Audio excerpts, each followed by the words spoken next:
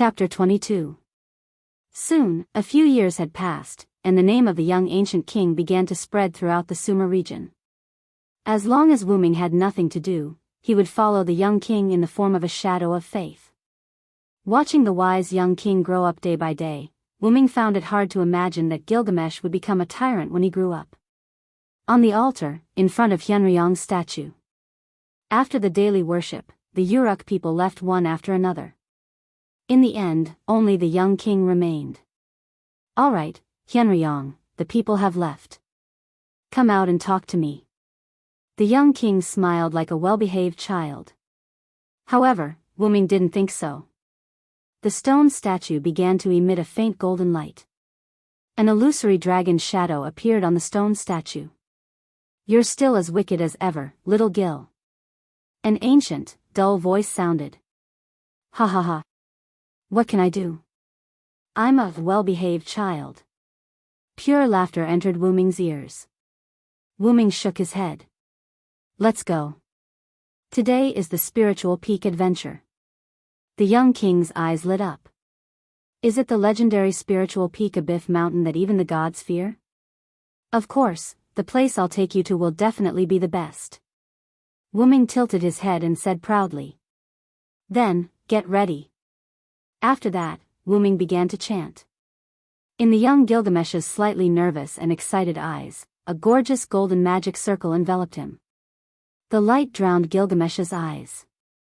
When Gilgamesh put down his arm that was blocking the light, a tall mountain came into view. "Is this the spiritual peak Abyss Mountain?" The young king let out a joyful voice that a child should have. "After all, this kid is just a kid." Wu Ming thought to himself. "This place is amazing. Hyunryong, let's go up quickly." With that, Gilgamesh moved his short legs and began the great adventure of climbing the Abyss Mountain. Wu Ming floated in the air like a phantom, accompanying the young king as they moved up the mountain. "Abba Fushin, you have to make things more difficult for the king, or she will show off in front of me again." After all, it was a spiritual peak. Wu Ming could feel the immense magical power contained within the mountain. After a brief exchange of magic power, Wu Ming took control of some of the things on the mountain and began to obstruct Gilgamesh. In the process of climbing up the mountain, the young Gilgamesh encountered many strange things. Falling rocks from the top of the mountain, circling eagles, entangling vines, and charging wild beasts, all of which caused some difficulties for Gilgamesh. But in the end, Gilgamesh still reached the top of the mountain. "Wah!" The young king shouted to the sky, expressing the joy in his heart. "Ha ha ha, Hyunryong, come and see, this is a spectacular scene. That's why this Abyss Mountain is called a spiritual peak, Gil." A small Wu Ming appeared and floated beside Gilgamesh. "Okay, the adventure is over. Let's change back," Wu Ming said. "Well, I haven't had enough. But let's go back, the good things should be left for last." The young king began his journey down the mountain. Wu Ming also disappeared. If the journey up the mountain was difficult, then the journey down the mountain was wonderful. Along the way, Gilgamesh played with cute little animals, collected wild fruits, and collected shiny stones. It was a lot of fun. However, it didn't take long for Wu Ming to discover that a goddess had arrived. Did she come specifically to find Gil? No, that doesn't seem to be the case. Then what is she here for? Wu Ming didn't specifically tell Gilgamesh about the arrival of the goddess. After all, Gilgamesh was now on the side of the gods. Although he would side with the humans in the future. Soon, the goddess and Gilgamesh met. "Ah, isn't this Gilgamesh? What are you doing here?" Facing the goddess who suddenly appeared, Gilgamesh was a little confused. Wu Ming appeared behind Gilgamesh. Facing this beautiful goddess, Wu Ming seemed to think of something. "Goddess Ishtar, what are you doing here at Abyss Mountain?" Wu Ming's ancient and dull voice sounded. "Oh, isn't this Hyunryong, Sama of Uruk? Are you still accompanying the young king? I thought you had left long ago. I don't think Ruamat Ningsuan can restrain you. What, do you like to be a nanny? Or do you like the young king?" The goddess called Ishtar by Wu Ming joked. Although it was an honorific, there was no respect in it. I don't need you to care about my business. Let your father come. In fact, when Wuming became the Hyenryong of Uruk, Wuming had contact with the Protoss in the Sumer area. Perhaps because Wuming showed his true form, which was the legendary dragon of origin, the divine king Anu was in awe of Wuming. This gave Wuming, who was not very strong at that time, an opportunity to pretend. He disguised himself as a very powerful legendary origin dragon who was injured and needed faith to recover from his injuries. Therefore, the scene of Wuming scolding Ishtar appeared. You must be joking. I'm here today to see this spiritual peak. I won't disturb you and the young king. With that, she continued to walk up the mountain. I've long heard that goddess Ishtar is very brave. Today, I see that it's true. Let's go, Gil, let's go back. However, Gilgamesh did not move. What's wrong, Gil? Wuming was puzzled. Gilgamesh should not have been charmed by the goddess. There's something wrong with that goddess's gaze, Gilgamesh said in a light tone. Something wrong? Yes, it's a gaze that looks like she's about to destroy a treasure. What you mean to say is, I think her target is this spiritual peak, Mount Abyss. That's none of our business. Let's go. Although that was what Wuming said, he did not think so. Hyenryong, send me back to Uruk. I want to go back soon. I really don't know what to do with you. With a flash of light, Gilgamesh disappeared on the spot. Wuming, on the other hand, turned around and flew in the direction of Ishtar. If I remember correctly, there's a story in Mesopotamia. The goddess Ishtar destroyed Mount Abyss because she did not like it. With every step she took, her divine might increased until she grasped the peak and pierced the heart of the mountain with her spear, causing the spiritual peak of Mount Abyss to collapse completely. Trying to stop Ishtar's destruction of Mount Abyss is really a vexing matter. Do I have nothing better to do? But, I do have nothing better to do. Ishtar, I'm here to stop you. Wuming turned into a stream of light and ran forward. Chapter 23. After sending off Gilgamesh, Wuming soon caught up with Ishtar, who was heading to the top of the mountain. After that, Wuming and Ishtar went down the mountain together. After watching Ishtar leave, Wuming deliberately set up a barrier to prevent Ishtar from going back on her words. After that, they returned to the Uruk Hyenryong stone statue. You're back, Hyenryong. The young Gilgamesh sat in front of the stone statue and looked at the vast sky. Yes, I'm back. I also successfully stopped Ishtar, but, what happened, Hyenryong? The young king tilted his head and was unusually cute. Ahem, you'll know in the future. Now, you have to start becoming stronger, Gil. Otherwise, you won't be able to protect the things you want to protect. Just like today, you can only rely on others. Yes, I know. The young Gil smiled innocently. In fact, the young Gilgamesh wasn't weak.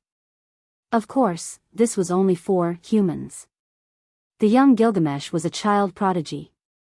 Whether it was martial arts or wisdom, they were both extraordinary. But, in the future, you will face all the gods in the sky. Without great power, you won't be able to compete with them. Gilgamesh wasn't an idiot. He was naive now, but he wasn't stupid. For magic, you should continue to ask your mother for advice. For martial arts, I'll take care of it, but, the stone statue that Wuming was attached to emitted a terrifying aura. If you don't take this teaching seriously, you'll die. The young Gilgamesh swallowed and nodded his little head frantically. After that, under the guidance of Wuming and Rimet Ningsuan, Gilgamesh grew rapidly. Time flew by quickly. After the usual Hyenryong ritual, the blonde, red-eyed, heroic queen sat in front of the Hyenryong statue. She just sat there quietly, looking at the vast and boundless sky without saying a word. The stone statue began to glow, revealing an illusory figure. What's wrong, Gil? Is something on your mind? Wuming looked at the heroic queen in front of him and couldn't help but recall the past. I actually didn't realize that Gil was a girl before, I'm such a big idiot. Sigh, it couldn't be helped. Who asked Gilgamesh to be so handsome and androgynous when he was a child? Besides, it was impossible for Wuming to watch Gilgamesh take a bath or go to the toilet. Nothing big. I just feel that the people are living too comfortably. Who are you? Do they lack the courage to face their fears? Come to think of it, they come to me whenever they're in trouble. Wuming pondered. The current Uruk people might not be able to survive the bowl of the sky in the future, the 7-year drought. So, you want to be a tyrant? After hearing this, Gilgamesh's face lit up with an arrogant smile. I'm not a tyrant, I'm a tyrant. I'll take my leave first, Hyunryong. As he spoke, Gilgamesh stood up handsomely and walked toward the Uruk palace. After all, a perfect genius would definitely become a king when he grew up. As expected, during this period, the Uruk king Gilgamesh wantonly fought and accumulated wealth. Thinking back to Gilgamesh when he was a child, he was highly respected and admired by everyone. Although he was a girl, Gilgamesh was extraordinary, beautiful, and heroic. Most importantly, he was the ideal ruler of the people. The young Gilgamesh had the qualities of a king that were more outstanding than anyone else on earth: tolerance, deep thinking, justice, and virtue. All the passers-by on the street praised her, falling head over heels for her beauty. However, this was all a plot of the gods. In order to restrict the people, the gods created Gilgamesh, who was 2/3 god and 1/3 human. They made him a king and ruled over the ignorant people, making them peaceful and believing in them. However, after he grew up, Gilgamesh realized that the people lacked some things, such as the courage to face their fears. Now that Wuming was here, it only increased the occurrence of this matter. Hence, Gilgamesh decided to create a storm to discipline the people instead of just being a king who ruled over them. The disaster of the people came. Gilgamesh had been bullying people and tyrannizing women recently. His character had changed from being wise, gentle, tolerant, and just to arrogant and domineering. Now, he often called others bastards. How should he put it? This was something worth complaining about.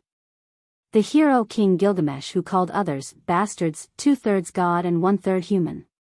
Just kidding. Hence, one day, Wuming sneaked into the dream of the sleeping Gilgamesh. Gilgamesh walked on a dark road with a bleak future. Is this my dream? Gilgamesh said. Yes, Gil, this is your dream. The huge Hyunryong appeared behind Gilgamesh. Oh, is this your real body, Hyunryong? Gilgamesh crossed his arms and said with interest. How is it? Not bad, right? Ha ha ha. Wuming's dull voice began to spread. Gilgamesh, who was frowning slightly, chuckled softly and said, Don't worry.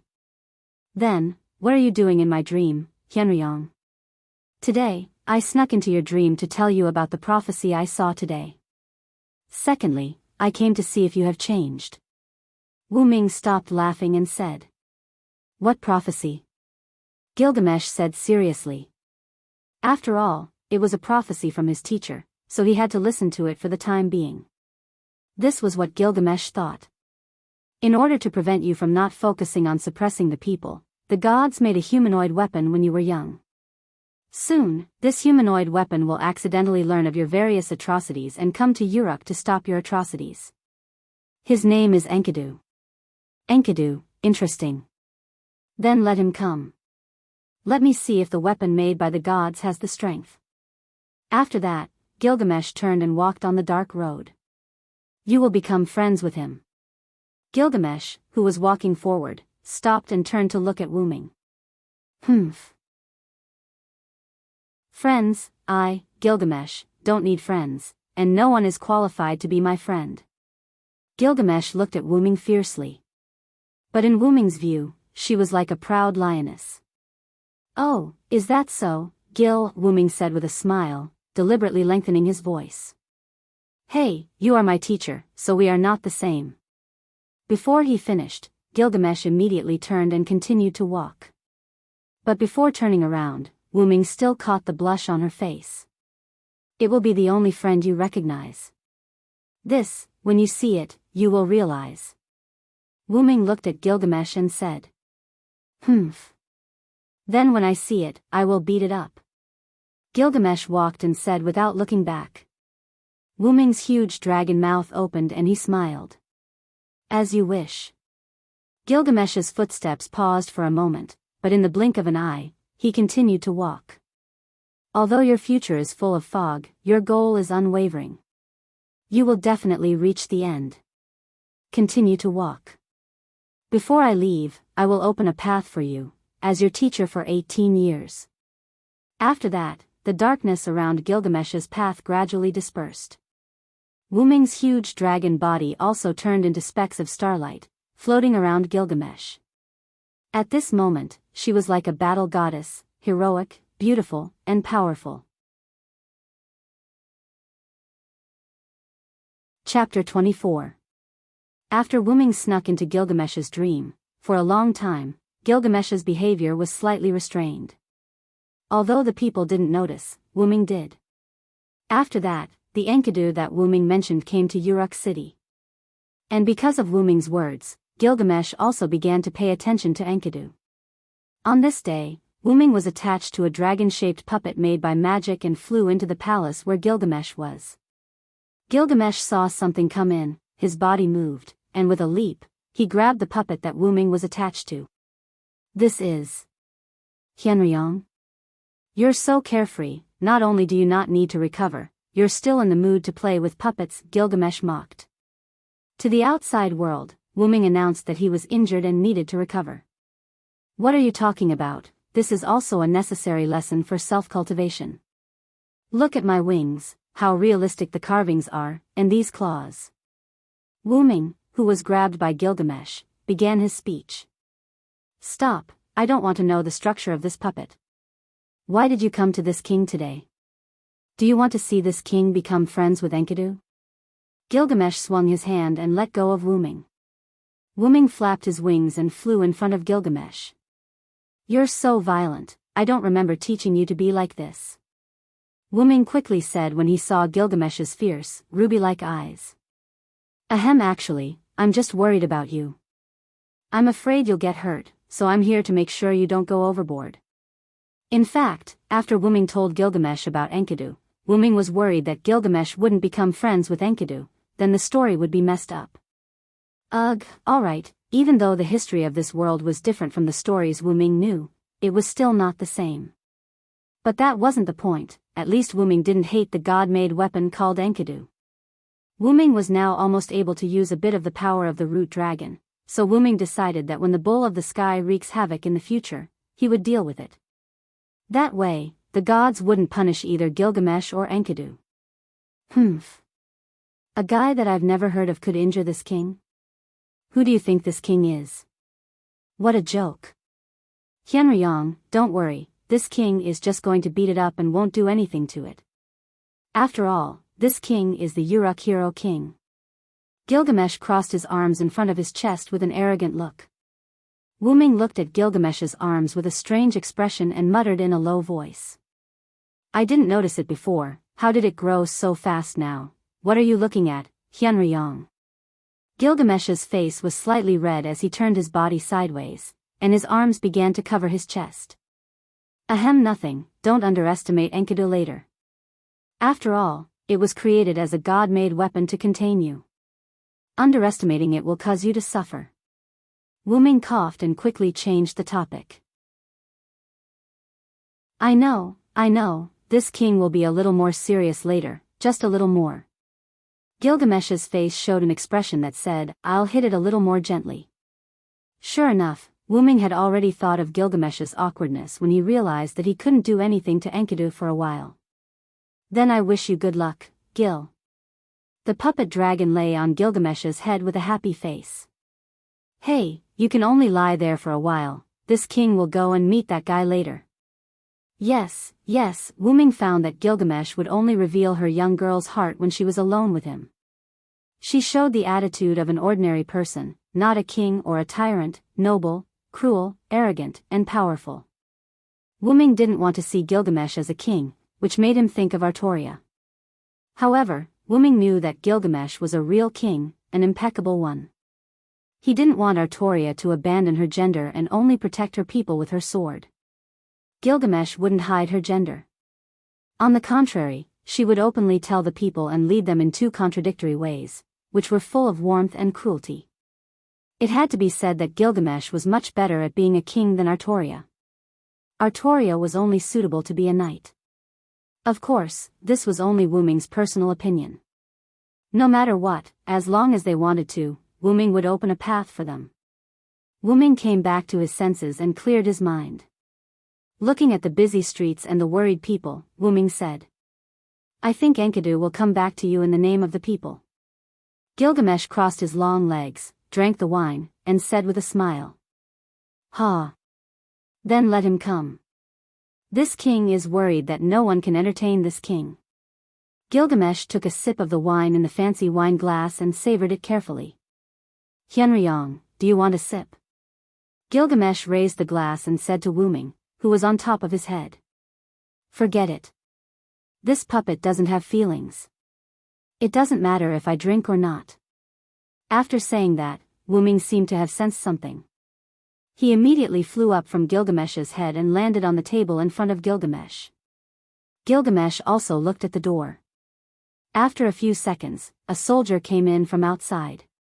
"King, someone called Enkidu is provoking you outside the palace. He said that you are cruel and heartless. He wants you to change." Gilgamesh looked at the soldier. With just a glance, the soldier lowered his head even more. "Let him wait." "Yes," the soldier said and quickly ran out. Gilgamesh slowly savored the wine in his hand. He wasn't in a hurry. At this time, Wu Ming spoke. "How cruel are you now? Look at that soldier, he doesn't even dare to look at you. That's just because he hasn't gotten used to my changes and is afraid of angering me. It'll be fine after a while." Gilgamesh put down the empty glass and stood up. "Okay, the wine is finished. It's time to let that guy called Enkidu know the name of the hero king." After saying that, he strode out of the door. "Don't be careless." "Shut up." Wu Ming smiled and shook his head. He also flew out of the window. On the street, Gilgamesh stood straight in the middle of the street with his arms crossed. His golden ratio figure was exposed. He looked at the opposite side with a mocking expression. In front of him, a person with long green hair and a face that resembled a young girl stood there. He looked at Gilgamesh with a serious expression. "Are you Enkidu? Are you the hero king, Gilgamesh?" The two sentences that were said at almost the same time collided with each other, forming an invisible pressure in the air. "Ha! Interesting. Let me see what you're made of. Bastard." Chapter 25. However, this isn't the place to fight. Come with me. After saying that, she walked towards the stone statue. After all, this was her country, her territory. She couldn't afford to lose anything. After a while, the two of them met in front of the Hyunryong stone statue. When Gilgamesh and Enkidu arrived, Wu Ming had already transferred his consciousness into the stone statue. After the two of them arrived, Wu Ming used the Lune runes to create a barrier to protect the sacrificial altar from being destroyed. "Then, let me ask you something. What are you here for? Are you here to teach me a lesson?" Gilgamesh sneered. "That's right. Let me teach you a lesson for your arrogance." Finishing his words, Enkidu stomped on the ground and shot forward, charging at Gilgamesh in front of him. Gilgamesh didn't want to be left behind and rushed towards him as well. Dong! The two of them collided and created a strong gust of wind that blew away everything around them. The huge Hyunryong stone statue shook slightly, but it quickly stabilized. During the confrontation, Gilgamesh looked into Enkidu's golden eyes. Gilgamesh saw understanding in those eyes, as if Enkidu had already seen through him. Gilgamesh couldn't help but be enraged. Gilgamesh exerted force and pushed Enkidu away. With a wave of his hand, golden ripples appeared behind him. Blades, spears, swords, and halberds that could be considered treasures slowly emerged from the golden ripples. Gilgamesh grabbed one of them and charged at Enkidu again, while the rest of the treasures shot out one after another. Their target was Enkidu. Enkidu saw the incoming swords, spears, swords, and halberds, as well as Gilgamesh, who was charging at him with a sword in his hand. However, he didn't panic. He only touched the ground with one hand, and in an instant, swords made of mud appeared from the ground. Enkidu grabbed one of them and charged at Gilgamesh. Bam, bam, bam, bam, bam. One by one, the treasures collided with the treasures made of earth, creating sonic booms. Gilgamesh and Enki were also engaged in battle. Saber chi and sword chi swirled in the air. Slowly, Wuming's protection started to lose its effect. The Lune runes were violently destroyed, and cracks appeared on the ground. Ridiculous. You're just a piece of mud and pebble. How dare you compare yourself to me? Gilgamesh seemed to have met an evenly matched opponent. At this moment, Gilgamesh's face was filled with shock and anger. Enkidu didn't say anything. Instead, he faced Gilgamesh's endless attacks. Bam! Bam! Bam! Bam! Bam! Bam! Bam! Bam! Gilgamesh and Enkidu's fight became more and more intense. Wuming, who possessed the Hyunryong stone statue, was speechless. Just like that, Gilgamesh and Enkidu fought on the Hyunryong sacrificial altar for an entire day. The sounds of swords clashing echoed throughout the Uruk, making the Uruk citizens very uneasy. Finally, the sounds of swords and sabers stopped. Gilgamesh stood tiredly. His clothes were badly damaged and couldn't cover anything. Enkidu was the same. His body was lacking in weight and his clothes couldn't cover his body. After all, the swords and sabers were made from Enkidu's own soil. After a moment, Gilgamesh looked at Enkidu and laughed happily. This surprised Wuming. Ha ha ha ha. Gilgamesh lay on the ground while laughing. However, as if there was something supporting him, he slowly lay down. At the same time, a piece of white cloth wrapped around Gilgamesh. This is our last move, right? If we don't have anything to protect, we'll just end up with 2 more stupid corpses. Gilgamesh said with a smile. Then, how about we end it with a draw?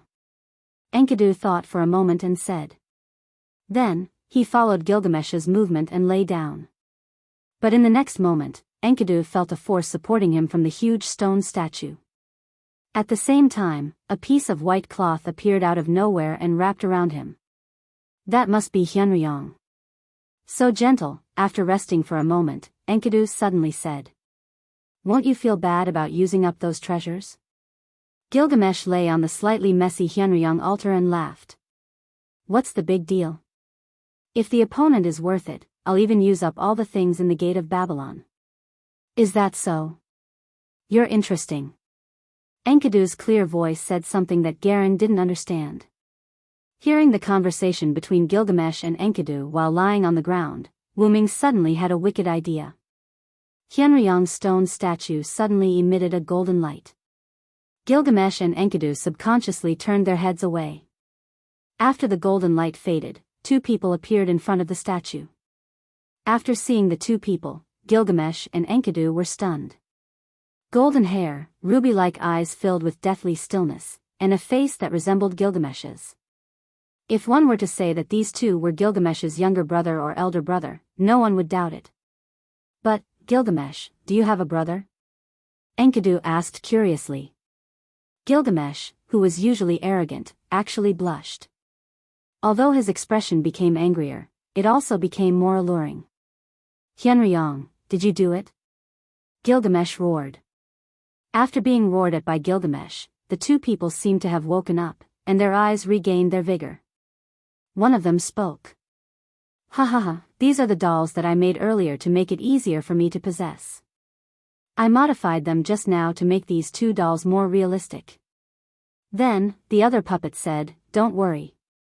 I saw that you 2 were tired from fighting, so I was going to send you 2 to the palace to rest. As he spoke, the 2 male versions of Gilgamesh walked towards Gilgamesh and Enkidu respectively. Hey, don't use my face. Wait, I'll just rest here for a while, I don't need you to send me, wah. Before he could finish, Wooming picked up Gilgamesh. Of course, he was carrying him like a princess. At the same time, Wooming's other doll also picked up Enkidu. Compared to the noisy Gilgamesh, Enkidu was much more obedient. Look at Enkidu, he's so obedient. You should behave yourself too. I don't need you to care about me, hurry up and put me down. Also, why are you using such a young doll, you old monster who has lived for who knows how many years?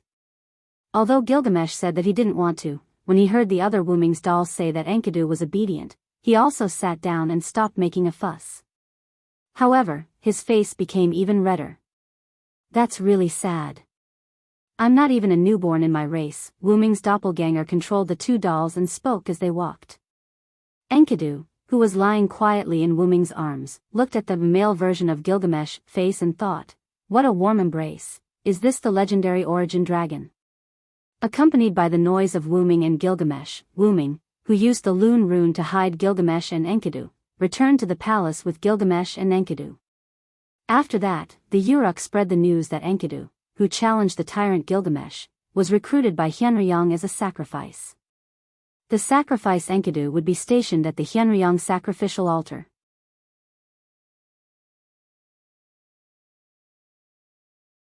Chapter 26. After crossing the Tigris River, Gilgamesh and Enkidu walked into a mountain called Zagros Mountain. The mountain was filled with cedar trees. Since Funbaba, the mythical creature of the forest, lived here, these cedar trees were growing very well. There were also signs of small animals moving around in the cedar forest. So this is the cedar forest where Funbaba lives. What a beautiful scenery. It seems like Funbaba lives up to its name as the mythical creature of the forest. Gilgamesh complimented without hesitation. Gilgamesh was never stingy with his compliments. Yes, I passed by this place when I was traveling. Although Funbaba is a mythical creature, Funbaba is not as ferocious as other mythical creatures. It only lives here quietly, guarding countless treasures. No one knows where it came from. I have never even heard of which mythical creature it is. Enkidu explained. Let's go. Let's deal with Funbaba first.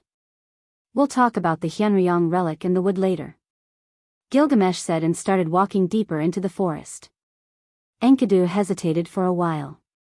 He wanted to say something but gave up after giving it some thought. The two of them walked through the dense forest and arrived at an open space. They saw a gigantic mythical creature that was filled with the aura of the forest.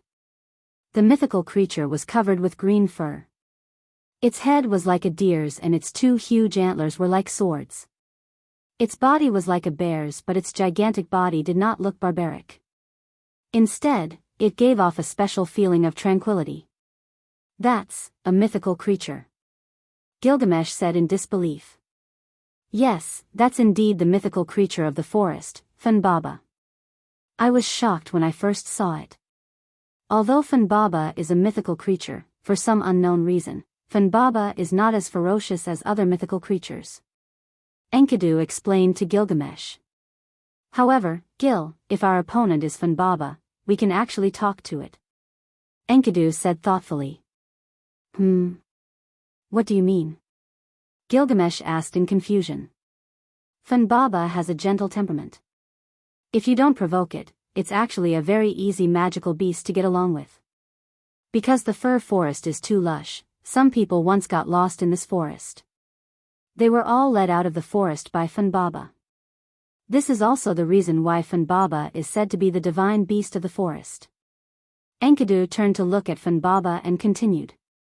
If it were me, I might be able to ask Funbaba to hand over the treasures and Hyenryong's relic. I might even be able to bring some fir trees back to Uruk. We can protect the forest's mythological beast, Funbaba, and also complete our mission. Isn't this the best of both worlds?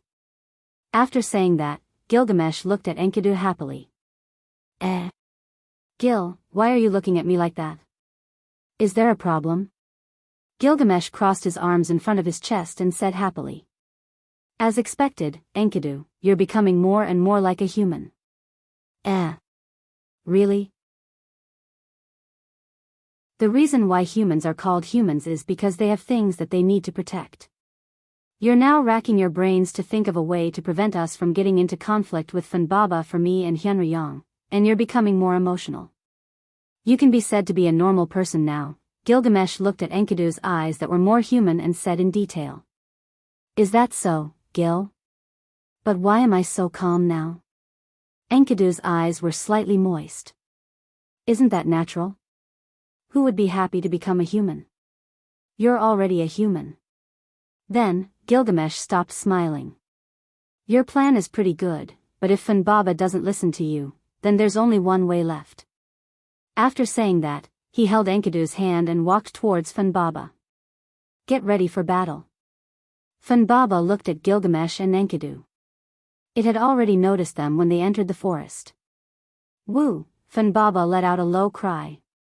My friend, do you still remember me? I'm Enkidu. Enkidu walked in front of Gilgamesh. Gilgamesh and Enkidu's beautiful bodies seemed so weak in front of Funbaba. Woo! Funbaba nodded and stretched its head in front of Enkidu and touched Enkidu lightly. Enkidu also boldly touched Funbaba and smiled at Gilgamesh. Haha Gil, look at Funbaba, it's so cute. Come and touch it too. Really? Will it swallow you when you're not paying attention? Gilgamesh swallowed his saliva. At this moment, the hero king turned into an obedient girl in front of this natural disaster. Ha ha ha, you don't look like the famous hero king now, Gil. Humph. I'll touch it, what's there to be afraid of? Gilgamesh said as he reached out his hand and touched Funbaba's nose. Chi! Funbaba suddenly raised its head and sneezed. This scared Gilgamesh so much that he jumped back.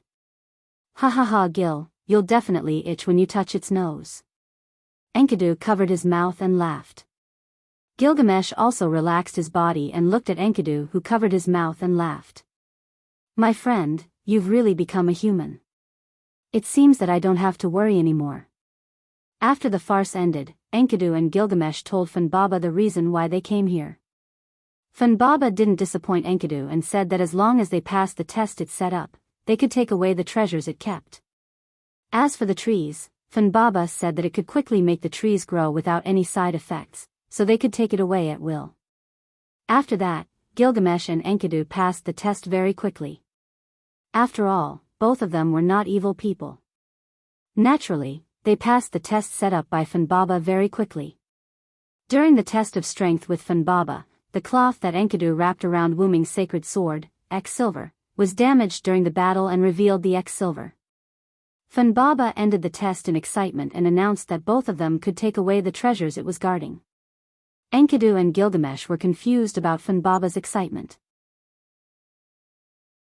Could it be that Master Hyunryong knows Funbaba and that's why he reacted to the X-Silver? Enkidu said as he hugged the X-Silver. Who knows?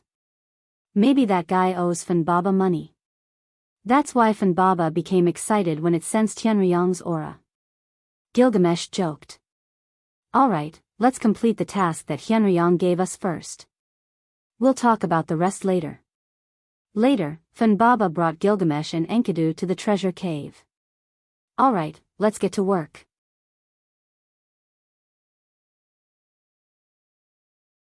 Chapter 27. As he spoke, Gilgamesh placed one of his hands in front of him as if he was holding something. He clenched his fist and turned it around. After a series of mechanical clicks, a strange sword appeared in Gilgamesh's hand. Rather than calling it a sword hilt, it was more like a tool handle.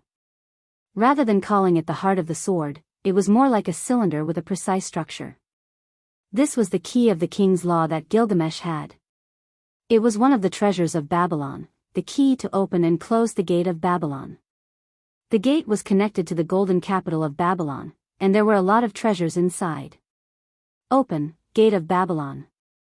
Following Gilgamesh's command, the key of the king's law began to move. The treasures in the cave were stored into the gate of Babylon one by one. Meanwhile, Enkidu was observing the weapons stored in the gate of Babylon to see if there were any weapons with X-Silver's aura. With meticulous manipulation, Gilgamesh and Enkidu took 3 days to store all the treasures into the gate of Babylon. However, the two of them began to discuss with a frown. Funbaba was lying on an empty ground, basking in the sun comfortably. Why isn't there any? It shouldn't be. Enkidu hugged Silver and leaned against Funbaba's stomach. Could it be that Hyunryong made a mistake? Gilgamesh leaned against a rock and rubbed his chin with one hand. I don't think so. After all, it's an important treasure of Master Hyunryong. There shouldn't be a mistake. After all, even Master Hyunryong knew that the noble phantasm was with Funbaba. Enkidu shook his head. As it heard its name, Funbaba, who was basking in the sun, let out a deep cry. Woo, sorry for disturbing you. Ugh, after coaxing Funbaba to sleep, Gilgamesh complained. Enkidu, why don't I see you being so nice to me? Gilgamesh looked at Enkidu with resentment. Alright, let's not make a fuss. This is the first mission Hyunryong Sama has given us. We have to complete it seriously. Hyunryong wouldn't set up a question that can't be answered. Since he asked us to come here, it must be here. Gilgamesh and Enkidu fell silent and began to think. The sun slowly moved to the center. At this moment, Gilgamesh seemed to have realized something and suddenly said. By the way, do you remember what Hyunryong said about the mission? What did he say? Isn't it to defeat Funbaba and retrieve the noble relic? Enkidu seemed to have realized something too. Are you saying that the key to the problem is Funbaba? Enkidu asked. Yes, think about it. Hyunryong said to defeat Funbaba, retrieve the noble relic, retrieve the treasure, retrieve the tree, and return to Uruk. In other words, Hyunryong didn't say that his noble relic is in the treasure that Funbaba is guarding. It's on Funbaba's body. Gilgamesh and Enkidu looked at Funbaba, who was sleeping soundly. But, where is Hyunryong Sama's noble relic on Funbaba? Its body is so big, there's no place to hide it. It can't be. It was eaten by Funbaba, or... Gilgamesh finished Enkidu's sentence. Funbaba is the noble relic. Now that I think about it, it's possible. After all, Hyunryong Sama said to defeat Funbaba and retrieve the noble relic. There's a high possibility that Funbaba is Hyunryong's noble relic. This fits the reason why Funbaba suddenly appeared here. As if the mystery was solved, Gilgamesh and Enkidu let out a sigh of relief.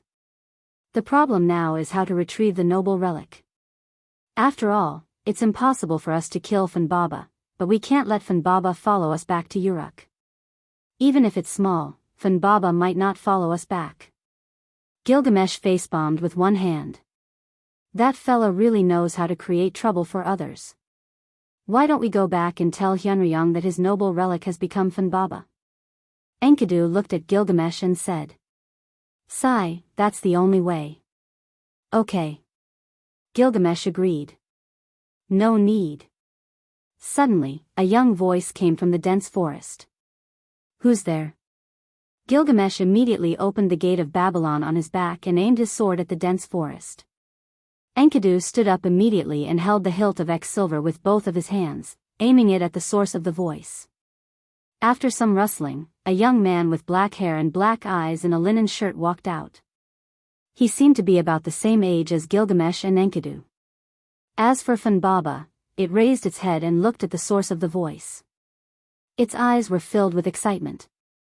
After seeing the face of the newcomer, it immediately rushed over. Wait, Funbaba. However, what happened next shocked Gilgamesh and Enkidu. Woo, woo, woo, good, good, good. Funbaba's huge head kept rubbing against the young man, and the young man kept stroking the Funbaba. It was a scene of a master and a pet getting along well. Could it be? You're Hyunryong, master. Gilgamesh and Enkidu said in unison. Yo! Gilgamesh, Shao En. Wuming stroked Funbaba's head and raised his hand to greet Gilgamesh and Enkidu. At this moment, Gilgamesh and Enkidu were really stunned. So, you turned back into a dragon because of that guy called Morgan Le Fay, and now you can control your ability and turn back into a human?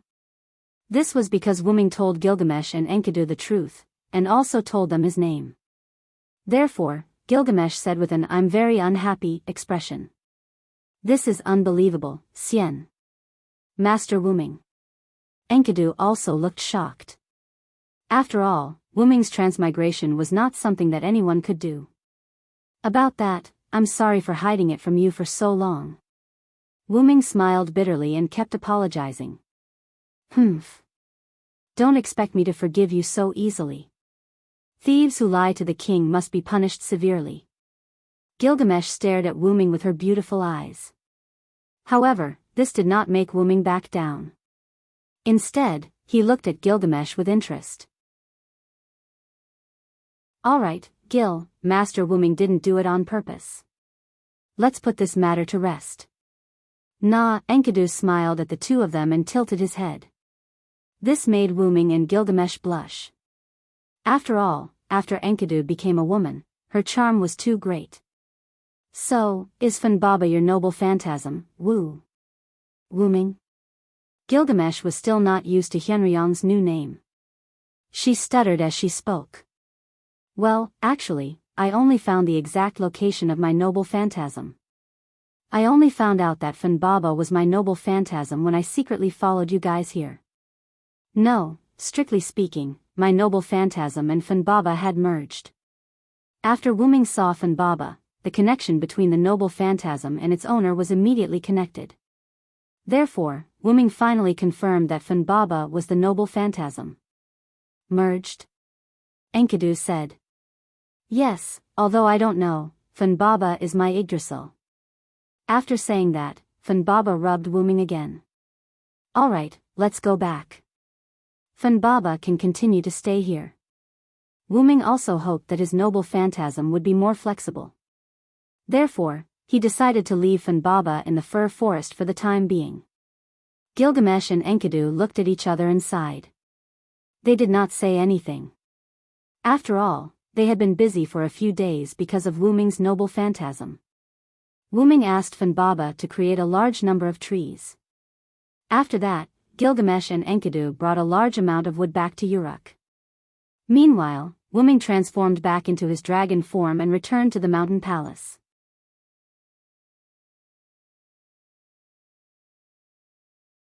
Chapter 28.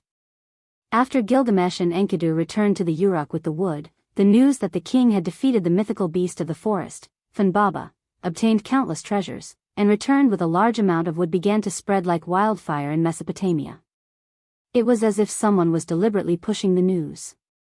Of course, it was Wuming who pushed the news behind the scenes. His purpose was naturally to create prestige for Gilgamesh. As for Wuming, ever since he returned to his stone palace in the mountains, he had been staying at home and never came out again. However, Wuming would occasionally observe the Uruk through the statue of Hyenryong. To be honest, although Gilgamesh's rule had become brutal, the living conditions of the Uruk had become better. On a very peaceful day, a slight earthquake suddenly occurred in the Uruk. Half a day later, a god descended upon the Uruk. Because it was the year 2600 BC, although it was the end of the gods' era, there were still gods descending. In the gods' era, it was very rare for gods to descend. However, the ceremony still had to be held. Just as people were preparing the ceremony for this god directly rushed into Hyenryong's temple of worship. Dong! Suddenly, this god broke a hole in the roof of the temple. "Hyenryong! Come out!" A voice filled with seduction was heard. "Goddess Ishtar, please don't make a ruckus in Hyenryong's temple. Also, please pay for the broken roof after you leave." As the chief priest, Enkidu slowly walked out from the temple. "It's you? Humph. Where's Hyenryong? Hurry up and ask him to come out and pay for his debt." Ishtar angrily said to Enkidu while floating in the air on the legendary heavenly boat, Anna. However, Ishtar seemed to have recognized Enkidu. "Lord Hyenryong is here. If you're sincere, you can see him. If you're not sincere, you can't see him." Enkidu seemed to hate Ishtar very much, and his tone was very unpleasant. "I don't care if he's sincere or not. If he doesn't come out, I'll smash his temple. Ishtar looked like she was about to fight, as if she was really going to smash this place. Who is it? Why are you so angry? Oh, it's Ishtar. What brings you here? A shadow appeared on the statue in the center, and Wuming temporarily possessed it. Hyunryong. But the hero king you mentioned was a boy. Why is he a girl now? Ishtar angrily roared as if she had been deceived. Ahem, I thought you would come to me earlier. However, I was also kept in the dark about this. I didn't know that Gilgamesh was a girl. After all, Gilgamesh was only 3 years old when you met her. The shadow flickered. Wuming guessed that with Ishtar's personality, she must have gotten into some trouble that caused her to not pay attention to the Uruk for the past few years. To be honest, the past few years were just a nap for a god. Humph. Let me tell you, I've already destroyed Abifu Mountain. This is only the interest. I don't want anything else. I heard that the hero king is a peerless beauty. If you let her follow me and become my maid, I might consider forgiving you. Who do you think you are? You want Gil to serve you? Enkidu's little face was filled with anger. That's right, Ishtar. Don't even think about Gilgamesh. I won't allow it. The stone statue emitted a powerful wave, and in an instant, Ishtar was subdued by this wave. All right then. Just you wait. Humph.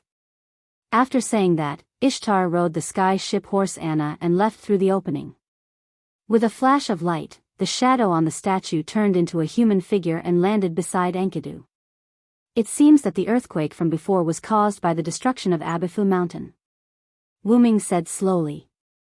Lord Wuming, I heard that you've saved Abifu Mountain before. What was the reason? Enkidu asked curiously.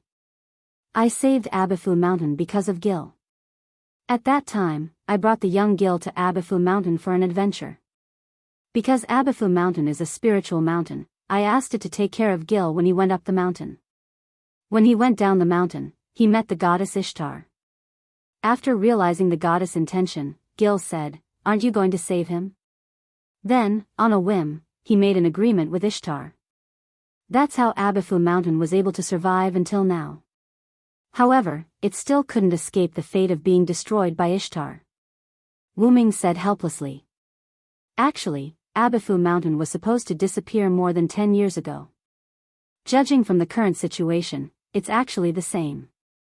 Lord Wuming, you don't have to be sad about this. Enkidu comforted him. Wuming was stunned.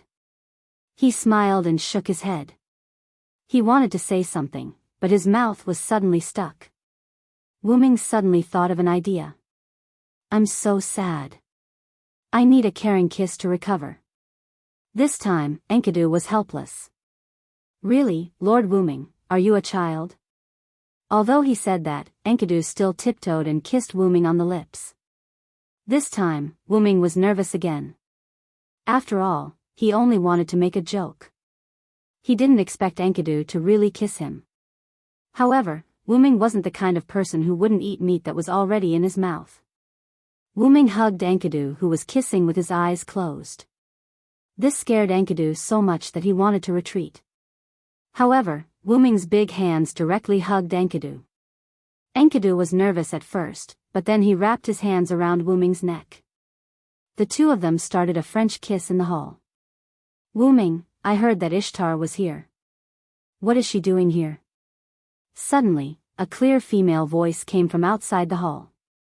Wuming and Enkidu were so scared that they quickly separated from each other. Gilgamesh walked into the lookout hall. The first thing he saw was a blushing Enkidu and a nonchalant Wuming. Gilgamesh frowned and said, You guys are so strange. Did something happen when I wasn't here? Enkidu quickly waved his hands. However, there was still a lingering charm on his face that couldn't dissipate. How? How could that be? Right. Right, Gil, why did you come to the lookout hall? Yeah, Gil, did you miss me?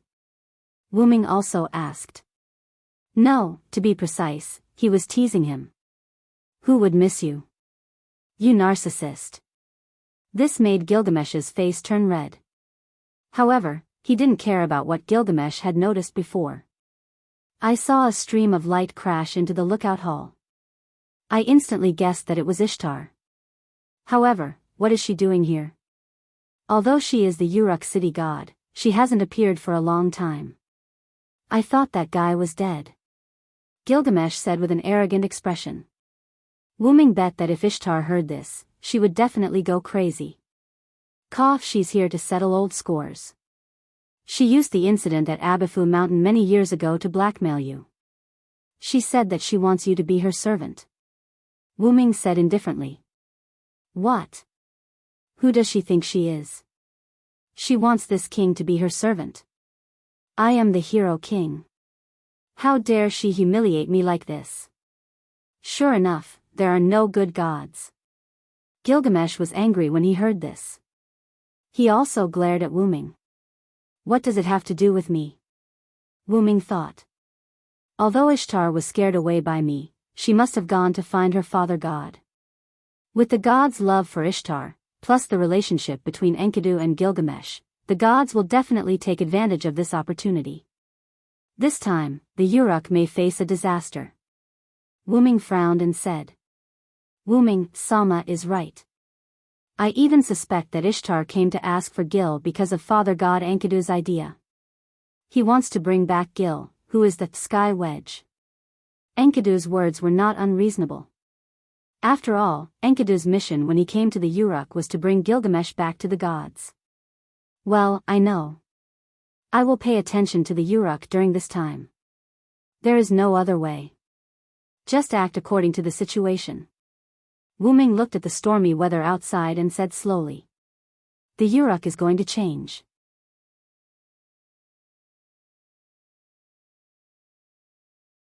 Chapter 29. Ever since Ishtar left, Wuming had started to set up various enchantments around the Uruk. After all, if the story of this world was the same as the one that Wuming knew, the mythical beast Sky Bull would descend soon. Although Gilgamesh and Enkidu had defeated the Sky Bull in the legends, the Sky Bull had wreaked havoc on the earth for 7 years. It was obvious how difficult it was to deal with a divine beast like the Sky Bull. After finishing the last rune, Wuming stood up. If that's the case, we should be able to reduce the Sky Bull's calamity. Wuming looked in the direction of the Uruk Palace. I wonder how Gil and Shaoan's preparations are going. After Ishtar left, he helplessly told the two of them to prepare a chain to capture the bull of the sky. Since Enkidu was a man-made weapon, he volunteered to refine his own body. Because the purpose of my creation is to become Gil, who has 2/3 of his divinity, so my attribute is to restrain a god. Using my body to refine a chain will definitely be able to deal with a god. For the sake of the overall situation, and the fact that Enkidu's body wasn't severely damaged, Wuming decided to let Gil and Enkidu prepare to cast the chains, while Wuming carved the Loon runes to protect the Uruk. I think the god-opposing chains should be almost complete. After saying that, Wuming's figure flashed and disappeared. In the secret chamber of the Uruk Palace, Gilgamesh and Enkidu continued to add their own magic power to the flame in the center of the secret room. A chain-like object was surging in the flame like a fire dragon. Suddenly, an illusion appeared in the room. After the illusion disappeared, Wuming's figure appeared in the room. Wuming, sir. Gilgamesh and Enkidu's eyes lit up. Is the chain completed? Wuming looked at the two of them. We're just one step away from dripping our blood into it, Enkidu replied. Let's start quickly. I have a feeling that the Sky Bull is coming, Wuming said seriously. The three of them stood around the flame, forming a tripod. Why do we have to drip our blood every time we forge? Wuming thought gloomily. The three of them used different methods to drip their blood into the flame. After the flame absorbed their power, the flame's color began to change continuously. In the end, the flame's flames continuously changing color was absorbed into the chain. The chain rolled violently, and after waiting for a moment, the flame was extinguished. A silver chain with 2 golden wedges floated in the air. Wuming stretched out his hand, and the chain quickly flew into Wuming's hand like a bird returning to its nest. From now on, you'll be called Heaven's Chain, Enkidu, Wuming said. He ignored Gilgamesh and Enkidu's shocked expressions. After saying that, he threw the chain to Gilgamesh. After catching it in a hurry, Gilgamesh glared at him. What are you doing? Aren't you holding it? What if the sky bull comes? Wuming shook his head and said. This chain is for you to use, Gil. Wuming continued. Because Enkidu can't participate in the battle, I'm going to return to my dragon form to deal with the sky bull. Is that okay? Will it cause any harm to your body, Lord Wuming? Enkidu asked with concern. Wuming had told Gilgamesh and Enkidu the reason why Enkidu couldn't participate in the battle. In that case, Gilgamesh and Wuming would be the ones to deal with the sky bull. Even if the gods wanted to punish Gilgamesh, they wouldn't be able to do it. After all, they needed a king that could connect the gods and humans, and Gilgamesh was not a candidate. As for Wuming, as the origin dragon, the gods were just ants. Well, that was in front of the adult, origin dragon. But even if it was Wuming, he could still run away if he couldn't win.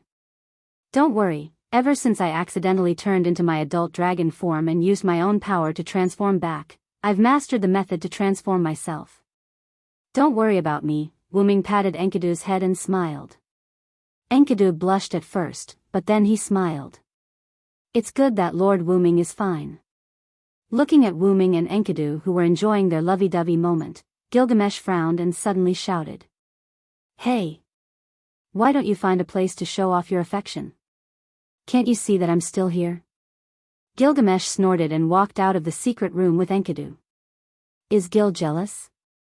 Wuming and Enkidu looked at each other and laughed. At this moment, in the sky above the Uruk, the wind and clouds surged, lightning flashed, and thunder rumbled. The figure of a bull seemed to be coming out of the clouds. Gilgamesh hurriedly returned to the secret room. Wuming, it seems like the bull of heaven you were talking about is here. Gilgamesh said with a serious expression. Let's go. Let's meet this bull. Moo. A loud sound that sounded like a bull's moo came from the clouds. A huge hoof of a bull fell from the clouds. A cloud of dust flew into the air. Dong. Then, the full appearance of the sky bull was revealed. This was a divine ox with a graceful bearing, full of a peculiar sense of beauty. Its horns and hooves were all golden in color. Wherever it stepped, the ground began to dry up, and wherever it passed, the rivers began to dry up. This was the sky bull, the Uruk's bull of disaster. What? What's that? Is this God's punishment? God, please protect us. After seeing the disaster brought by the sky bull, the Uruk citizens began to worship the gods. Just as they knelt down and prayed to the gods, a golden light flew into the sky. Stand up and hide in your rooms. This is only a demon beast. Watch this king kill it. Gilgamesh had a silver chain wrapped around her arm. She waved her small hand and gave orders to the Uruk citizens. Although Gilgamesh's temperament changed greatly after she became an adult, she was still the Uruk hero king. Although the citizens were afraid of Gilgamesh, they trusted her more. They trusted their king. After the citizens hid, the chain on Gilgamesh's hand began to dance in the air. Crash. After the sound of chains colliding, the sky bull was tightly bound by the Enkidu. The sky bull couldn't help but howl angrily. Moo. It was hard to say whether the sky bull was powerful or the Enkidu was weak. The sky bull was breaking free from the Enkidu bit by bit. Roar. At this moment, a powerful dragon's roar was heard. A silver-white, noble, and mysterious dragon flew towards the direction of the bull of heaven. At this moment, the bolder Uruk citizens began to pay attention to this disaster. That's Lord Hyunryong. No one knew who said this, but the Uruk citizens walked out of their houses one by one and began to pray to Wuming. Wuming began to fight with the sky bull. Both sides fought back and forth, but because of the Enkidu, the bull of heaven's strength was reduced by 80% to 90%. The bull of heaven was at a disadvantage. In the end, Wuming's claw pierced through the sky bull's heart. Following the sky bull's low cry, the sky bull collapsed. Uruk citizens. This bull was created by the gods to destroy you. The gods no longer need you. Only I, the legendary origin dragon, the legendary dragon, have made a contract with your king, Gilgamesh, to protect you. Remember my words and worship your king. Hero King. Hero King. Hero King. Wuming stood on the corpse of the sky bull while Gilgamesh stood on Wuming's head and received the cheers of the Uruk citizens. The sun shone on Gilgamesh. At this moment, she was like a saintess, beautiful and powerful.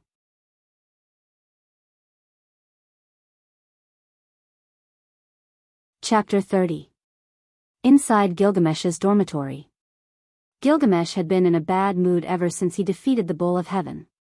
Enkidu brought a plate of fruits and placed it in front of Gilgamesh. Enkidu looked at the depressed Gilgamesh and couldn't help but ask.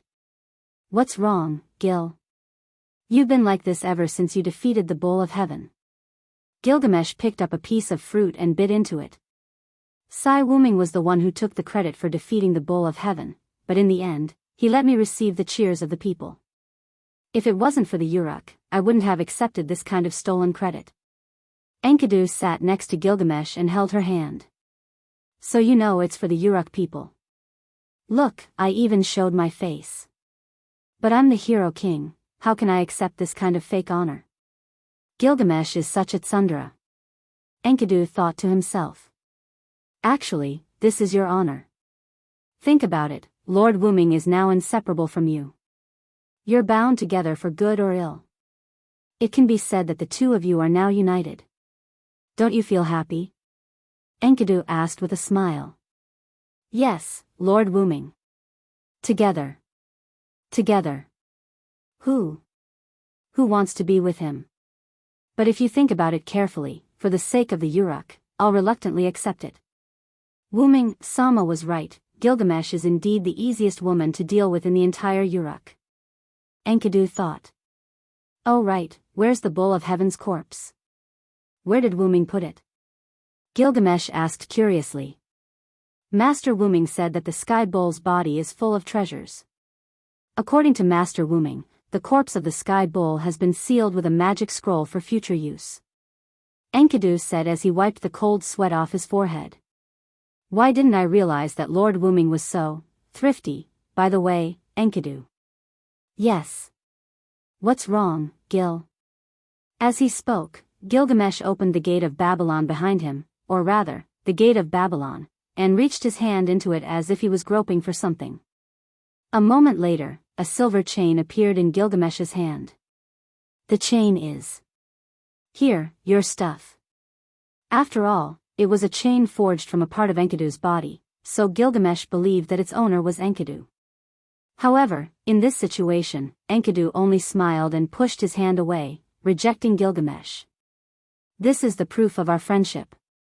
It belongs to you, Gil. Gilgamesh also smiled. I knew you would say that. However, this chain is more useful to Wuming, so I've decided to give it to him. Gilgamesh's words stunned Enkidu. That's right, as the origin dragon, Lord Wuming will definitely have countless adventures in the future.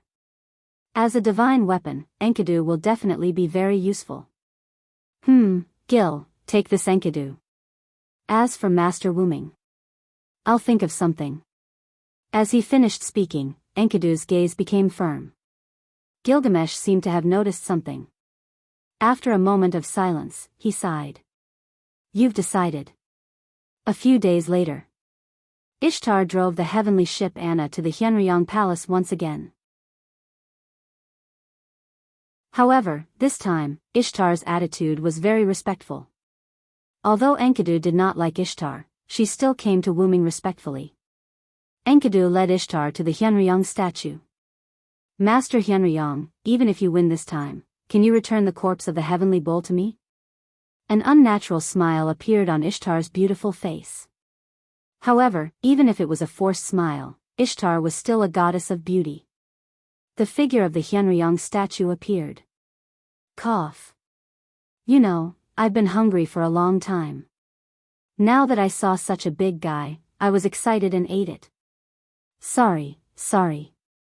Wu Ming said with a, I'm not full yet, expression. Hee hee. You really know how to joke, Master Hyunryong. However, there's something I have to tell you. Enkidu is my father's child, so. Ishtar smiled mysteriously. Then, she immediately flew away from the Hyunryong sacrificial palace on the heavenly ship Anna. The dragon figure changed, and Wu Ming landed on the ground. Wu Ming looked at Ishtar's back as she left. He could not get over it for a long time. Could it be that the gods are going to attack you? Enkidu, who was standing at the side, only smiled calmly after hearing this. That beautiful face made Wu Ming feel like he was a god. Master Wu Ming, don't worry. Although I'm still a divine weapon created by the gods, because of you, I've become the human girl Enkidu. Enkidu leaned close to Wu Ming and hugged him. Enkidu is willing to become the heavenly lock and accompany you. Please forgive my willfulness, Master Wu Ming. After a while, Wu Ming also hugged Enkidu. You're such a silly girl. Gilgamesh stood outside the Hyunryong palace with his back against the wall. He looked at the sky. I wish you happiness, my friend. 3 days later, the gods used the chain used to subdue the heavenly bull for Enkidu. Gilgamesh and Hyunryong were essential figures in the Uruk. They decided to punish Enkidu by turning her back into dirt and returning her to the earth. Ever since the Uruk high priest Enkidu disappeared, the newly appointed high priest Du Shili discovered that there was an additional silver chain on the stone statue of Hyunryong. Because the stone statue was lifelike, and the silver chain made it look even more lively. Because of the pain of his friend's departure and the revelation given by Hyunryong, the Uruk king Gilgamesh abandoned his people and began his journey to find the immortal grass of immortality. After going through untold hardships to obtain the immortal grass, he was eaten by a snake because of his carelessness. King Gilgamesh was enlightened and returned to the Uruk, which was still prosperous because of Hyunryong's protection. He focused on governing the Uruk and died a good death. Hyunryong also protected the Uruk until the connection between the people and the gods was severed. In the end, the people abandoned Hyunryong. Hyunryong also abandoned the humans and left the Uruk. In the end, the Uruk dynasty was destroyed. The legend of the origin dragon, Uruk Hyunryong, began in a new place.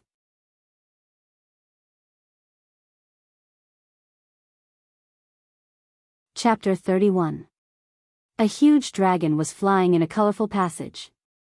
A silver chain was wrapped around the dragon's arm. The wedges on both ends of the chain were swinging freely. While the dragon was flying, it noticed an unusually small energy source that was moving forward. Out of curiosity, the dragon rushed toward the energy source. What entered its sight was an energy ball. What's this? Wu Ming asked curiously. At the same time, Wu Ming's huge dragon claw grabbed at the energy source. Anyway, with the strength and characteristics of the root dragon's body, Wu Ming was not afraid of the space-time turbulence or space-time strangulation. Hence, Wu Ming boldly grabbed at the energy ball. Just as Wu Ming's dragon claw was about to touch the energy ball, it was as if the energy ball had reached its destination. A space-time door appeared in front of the energy ball. Usually, the space-time door would only appear when a certain existence reached a certain destination in the space-time tunnel. Just like when Wu Ming first came into contact with the space-time tunnel when he first crossed over to the country of shadow. That was also the entrance to the space-time tunnel. However, it did not open the space-time door. Instead, it sucked Wu Ming in. If nothing went wrong, this energy ball would enter the door. Interesting, Wu Ming's claw reached out and grabbed the energy ball. The energy ball seemed to have no consciousness. It followed Wu Ming's claw and slowly fused with Wu Ming. At the same time, a stream of knowledge-like memories surged into Wu Ming's mind. This is a game? Wu Ming was slightly surprised. After all, I've encountered such a strange thing. How can I not take a look? With that, Wu Ming entered the space-time door that opened and disappeared. Then, the space-time door closed as if it had never existed. Wu Ming opened his eyes. What entered his eyes was a huge hall. The hall was mainly dark. Flags of different designs were hung high on the ceiling. The top and the sides were covered with crystals that acted as light bulbs. Wu Ming was facing a huge, gorgeous door. A red carpet extended all the way to his feet. At this moment, Wu Ming was sitting on a crystal throne in his human form. The back of the throne extended all the way to the roof. The throne was on a platform with 3 steps. The carpet climbed up the steps to Wu Ming's throne. Below the platform stood an old man who looked like a butler. Behind him stood 6 maids in combat attire. Next to the throne, next to Wu Ming, there was a woman wearing a long white dress that covered her feet. There was a spiderweb-like golden silk ornament on her chest, and white silk gloves on her hands. Her beautiful black hair reached her waist, and there was a pair of white curved horns on both sides of her head. She looked like a demon, and there was a pair of black wings at the back of her waist. Wu Ming happened to recognize this creature. It was obviously a succubus. Seeing Wu Ming looking at her, the succubus smiled and asked, "What's wrong, Sir Wu Ming?" However, the smile on her face made Wu Ming feel awkward. He felt like he was being stared at. "I feel a slight fluctuation outside the underground tomb of Nazalek. Inform all the guardians to gather here tomorrow at this time." After that, Wu Ming got up and walked to the door. "Yes, Sir Wu Ming." The succubus smiled at Wu Ming. "You can do whatever you want with the rest of the time." "Yes, Sir Wu Ming." This was the answer from the rest of the people in the room. Creak. The heavy door was pushed open. Wu Ming opened the door in front of him. "Then, let me calm down first." Following the data stored in his mind, Wu Ming came to a room. When he opened the door, he saw a luxurious royal bedroom. Wu Ming flew and threw himself on the luxurious bed in front of him. This is giving me a headache. What Nazalek, Yggdrasil, completely virtual reality game. The unknown energy ball that Wu Ming came into contact with in the time tunnel was actually a guild stronghold in a virtual reality game invented by humans in another world. The name of the guild was Nazalek's Underground Tomb. Because of the shutdown of the server, the guild leader guarded it alone until a second before the server shut down. Due to an unknown accident, the guild brought the soul of the human to this world. Because of Wu Ming's accidental contact, the soul of the human was repelled and sent back to the original world. Wu Ming replaced him and came to this world. Let's not talk about the power of this world first. I'm very curious about what interesting things will happen when the game transforms into a physical object.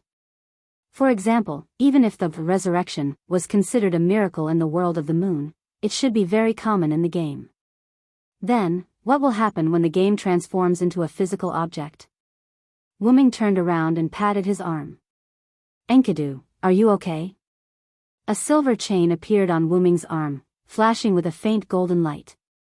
"Yes, Master Wu Ming, I'm fine. I didn't expect to be able to travel with you." This chain was Enkidu's transformation. Previously in Uruk, Wu Ming used the Lune runes and his own transformation to successfully deceive the gods. After Enkidu used a secret technique to create the heaven lock, Enkidu, Wu Ming wrapped it around his hand. Rather than being put into Dragon's Nest, by Master Wu Ming, I'd rather be in Master Wu Ming's hand. Therefore, Wu Ming wrapped the heaven lock, Enkidu, around his hand. Wu Ming touched the heaven lock, Enkidu, and said slowly, "It's been hard on you, Xiao En. No, to be able to follow Master Wu Ming, I was created as a weapon. My wish is to be treated as a person by Master, to be loved by Master, and to be used by Master. Right now, I'm really happy." The heaven lock, Enkidu, flashed and spoke, revealing her everything. "Xiao En, go and rest first. It's your first time going through the space-time tunnel, so you're probably still not used to it." "Yes, Master Wu Ming, I'll go and rest first." As she spoke, the heaven lock, Enkidu, dimmed and became the same as a normal chain. "Then, let's take a look at this guild's information." As he spoke, Wu Ming closed his eyes and began to look at the data in his mind. After a long time, Wu Ming opened his eyes. I see, this guild is quite interesting. The underground tomb of Nazalik was originally a checkpoint, but because it was conquered by the first members of Anzirgong, the system reward became a stronghold, which was a guild. After the modification of the members of Anzirgong's guild, it created the entire underground tomb of Nazalik, Anzirgong's large guild. I wonder how strong the other world Anzirgong transmigrated to is. I'll go and find out after tomorrow's meeting. As he spoke, Wuming fell asleep. Please don't dream of Merlin.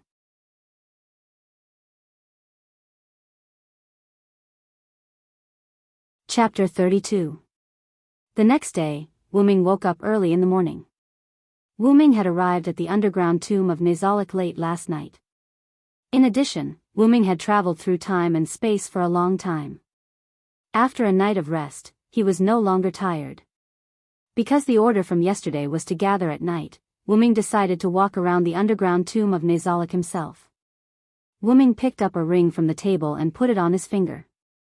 Move to the first floor. In an instant, Wuming's figure flickered and disappeared. That ring was the guild ring of the underground tomb of Nazalik, Ainsworgong. Other than entering the underground tomb of Nazalik to verify his identity, it also had the ability to move around the underground tomb of Nazalik without restriction. What entered his eyes was a hall filled with stone coffins. Stone pillars supported the hall and were evenly distributed around the hall. The stone coffins were also distributed according to the ratio. Wuming could clearly sense that every sarcophagus had a magical reaction, as well as the reactions of unseen creatures around them. They were probably the monsters guarding the first floor of the underground tomb of Nazalik. As expected of the underground tomb of Nazalik. Let's not talk about the strength of these monsters. Just looking at them is enough to scare people. Wuming didn't care about this and continued to walk toward the door of the hall. As soon as he walked out, he saw a slightly desolate courtyard. Although it was called a courtyard, it was actually a graveyard. Stone tablets were erected in the courtyard. Needless to say, the ground in the courtyard was filled with monsters. The courtyard was surrounded by a 3-meter-tall wall. In front of Wuming was the entrance to the graveyard. At this moment, it was daytime in this world. Wuming looked at the vast sky and couldn't help but sigh. As expected, no matter which world it is, the sky is beautiful. After staying on the first floor for a while, Wuming observed the second to the 8th floor. He had to admit that the people of Ainsworgong had all kinds of strange tastes. There were a total of 10 levels in Nazalik's underground tomb. The first 3 levels were the graveyard, which fit the name of a tomb. The 4th floor was a massive underground lake. This floor was a little special, as there were no NPCs here. This was because the NPC on this floor was Graham, a large stone puppet with no self-awareness. Activating it required a lot of time. The 5th level was an ice field, where the cold winds were fierce and bone-chilling. The 6th floor was a jungle, but there was an arena in the middle of the jungle. The structure was very similar to the Colosseum in Rome. The 7th floor was a lava zone, and the temperature was frighteningly high.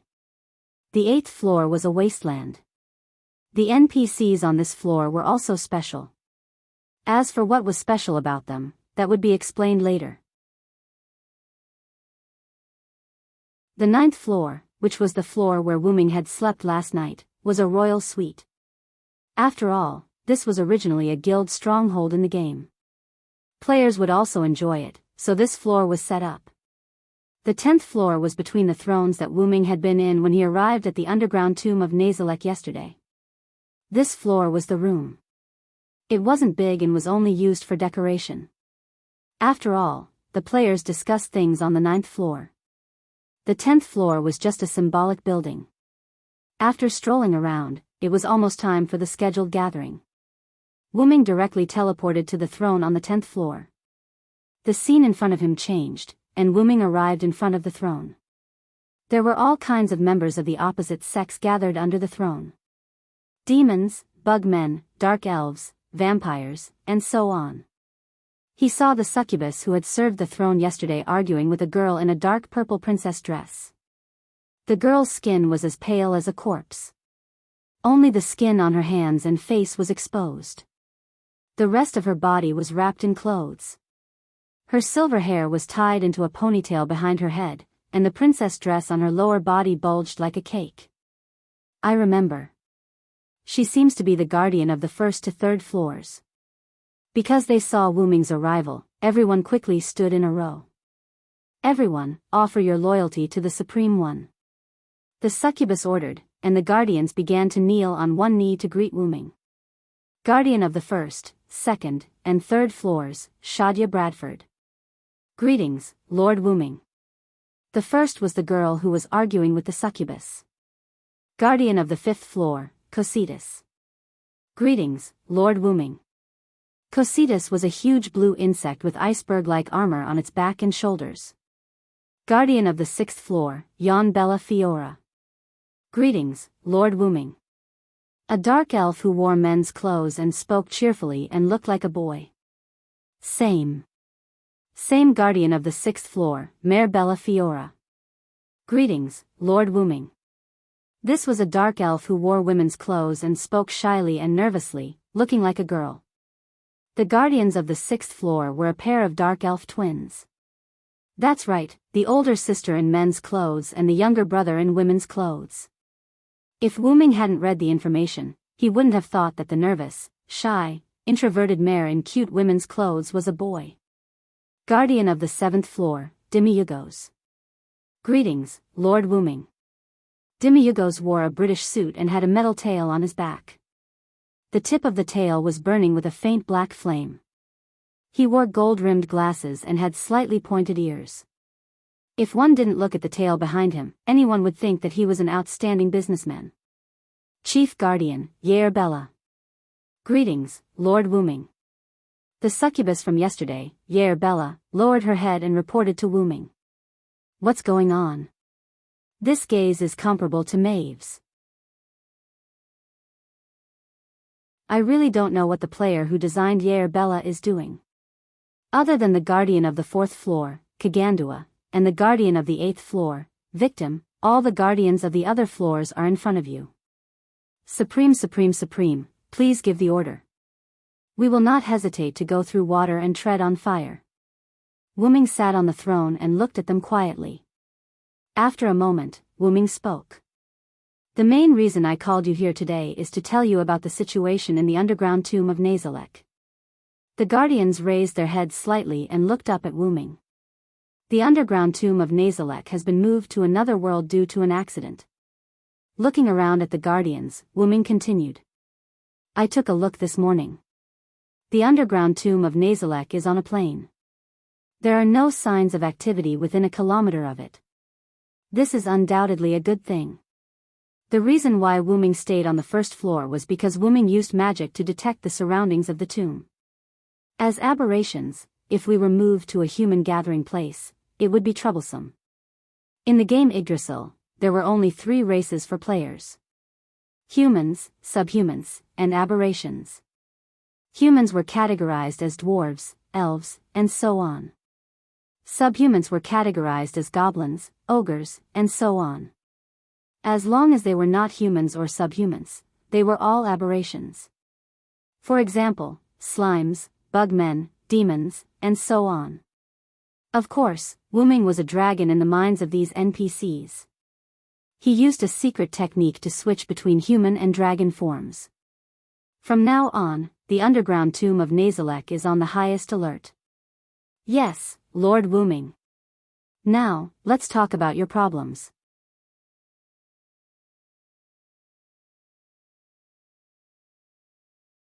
Chapter 33. There was a long hole in the wall in front of Wu Ming that looked like a cupboard. There was a twisted scepter floating in the hole. The tip of the scepter was in the shape of a cup, and there were 7 snakes coiled clockwise in the cup. Finally, the snake heads poked out of the cup, and each snake had a gem in its mouth. The 7 gems of different colors shone with a mesmerizing light. Wu Ming reached out his hand, and the scepter automatically floated into Wu Ming's hand. Holding the twisted scepter, Wu Ming looked at the twisted black and purple souls that appeared in the cup of the scepter. He could not help but feel helpless at Ain's Ergong's bad taste. This should be a guild weapon, right? The so-called guild weapon referred to the core of a guild. Once the guild weapon was destroyed, the guild would disintegrate. Therefore, guild weapons were usually placed in the core of the guild for protection. However, Ains Urgong's guild weapon was a powerful weapon. According to the information, the staff of Ains Urgong itself was a divine weapon. The 7 gems and the 7 snakes at the tip of the scepter were also rare divine weapons, and it was a set of equipment. The power of the 7 gems was not just 1 plus 1 plus 1 plus 1 plus 1 plus 1 plus 1 is equal to 7, but it was far greater than that. This made the staff of Ains Urgong comparable to a world-class item, or even greater. Yggdrasil, World Tree, S weapon grade classification was as follows: low grade, mid grade, high grade, heritage grade, relic, legendary grade, and divine weapons. Divine weapons were generally top grade, but Yggdrasil, World Tree, had world-class items. The so-called world-class items were the 200 top-grade items in Yggdrasil, World Tree. The power of these top-grade items could only be matched by other world-class items. Among the 200 top-grade items, the strongest 20 world-class items were specially called 20. These 20 items had the ability to severely disrupt the game's balance. Because of this, these 20 world-class items could only be used once. After using them, they would disappear. In the game, these 20 world-class items would disappear after being used. After that, they would reappear somewhere in the Yggdrasil, World Tree. According to Wu Ming's memories, Ains Urgong was the guild with the highest number of world-class items. They currently had a total of 11 world-class items. Originally, they had 12 world-class items, but one of them was taken away by an enemy guild. In the Yggdrasil game, the guild with the second highest number only had 3 world-class items. From this, it could be seen how powerful Ains Urgong was.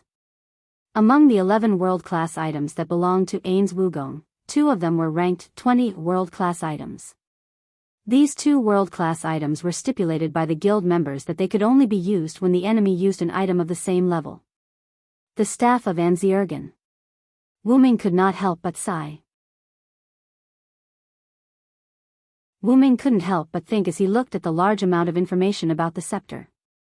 The people of Ains Urgong must really love their guild.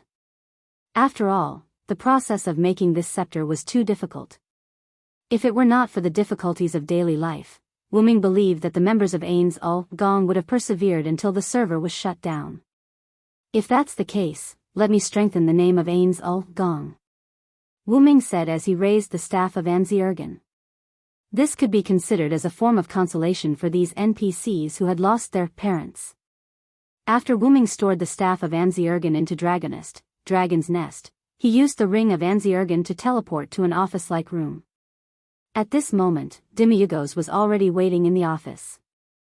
Seeing Wu Ming arrive, Demiyugos quickly knelt down on one knee. Master Wu Ming.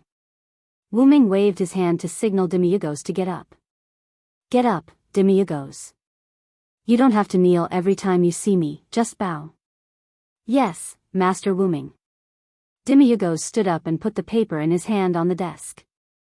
Master Wu Ming, these are the statistics of Nazarik's underground tomb and the preparation plan for exploring the surroundings of Nasarik. Please take a look. Hearing this, Wu Ming sat in the office chair behind the desk. He picked up the information that Demiyugos had compiled and began to read. Overall, the overall performance of Nazarik's underground tomb hasn't changed, but the consumption of gold coins is lacking. Wu Ming asked without raising his head. Why, is Nasarik running out of gold coins? Demiyugos also shook his head. No, after the other guardians and I tested all of Nazarik's production performance, we only suffered a slight loss of gold coins. However, we can no longer obtain Yggdrasil, World Tree, gold coins. After a while, Nasarik will be in danger. I don't know if the gold coins of this world can be used for Nazarik's underground tomb, so I have stopped the consumption of unimportant gold coins. Wu Ming, who was still flipping through the information, heard this and the emblem on his arm flashed. Crash. A bag of jewelry and gold nuggets fell on the table. This is the treasure I collected from other places. Go and see if it can be used for Nazarik's operation. Yes. Demiyugos picked up the bag on the table. Regarding the exploration of Nazarik's surroundings, cancel the plan. I will go personally. Demiurgos was shocked and knelt down on one knee. No, how can we let Lord Wuming take the risk? If you are worried, you can let us guardians explore. Please take back your order. Putting down the information, Wuming said helplessly. Don't worry, Demiurgos, I will bring my men. In the current situation, it is wise to send the highest combat power. If there is an existence that even I can't defeat, it will be useless even if you go. Lord Wuming, you also said that there is an existence that even you can't defeat, so it is wise for us to explore. After that, Wuming and Demiurgos did not speak. A moment later. Get up, Demiurgos, I have made up my mind. At worst, I will bring Yair-bed. Yair-bed was Nazarik's guardian, so he had the strongest defense. Whether it was his own defense or the protection of a specific person, Yair-bed had the strongest defense. Yes, Lord Wuming, I wish you the best of luck. That's all. The plan will be implemented in 3 days. Let's first operate Nasarik properly. Yes. Then please forgive me for taking my leave. Go ahead. Demiurgos turned around and left the office. After that, Wuming leaned on the soft back of the chair and let out a long sigh of relief. This is a different world, a different world. How can I not take the risk? I am a traveler. 3 days later. In the library on the 9th floor. Wuming was tidying up all kinds of magic books. After all, there were many practical spells in Yggdrasil, such as detection, anti-reconnaissance spells, and teleportation gates, which were more practical for Wuming. Alright, that's all for now. As expected of one of the strongest guilds, the members of Ains Wugong really can't be underestimated. There were a lot of books in the library. Although more than half of the books were biographies and background stories, and some of them were guides. Magic books only took up a small portion, but the number of books was still shocking. Wuming had been reading for the past 3 days. He had only spent some time organizing the books to be stored in Dragonist, but the collection of books did not affect the library at all. Yair-bed should be waiting for me in the throne room now. As he spoke, the ring of Ains Wugong on Wuming's hand lit up, and Wuming disappeared. Wuming's journey to the other world was about to begin.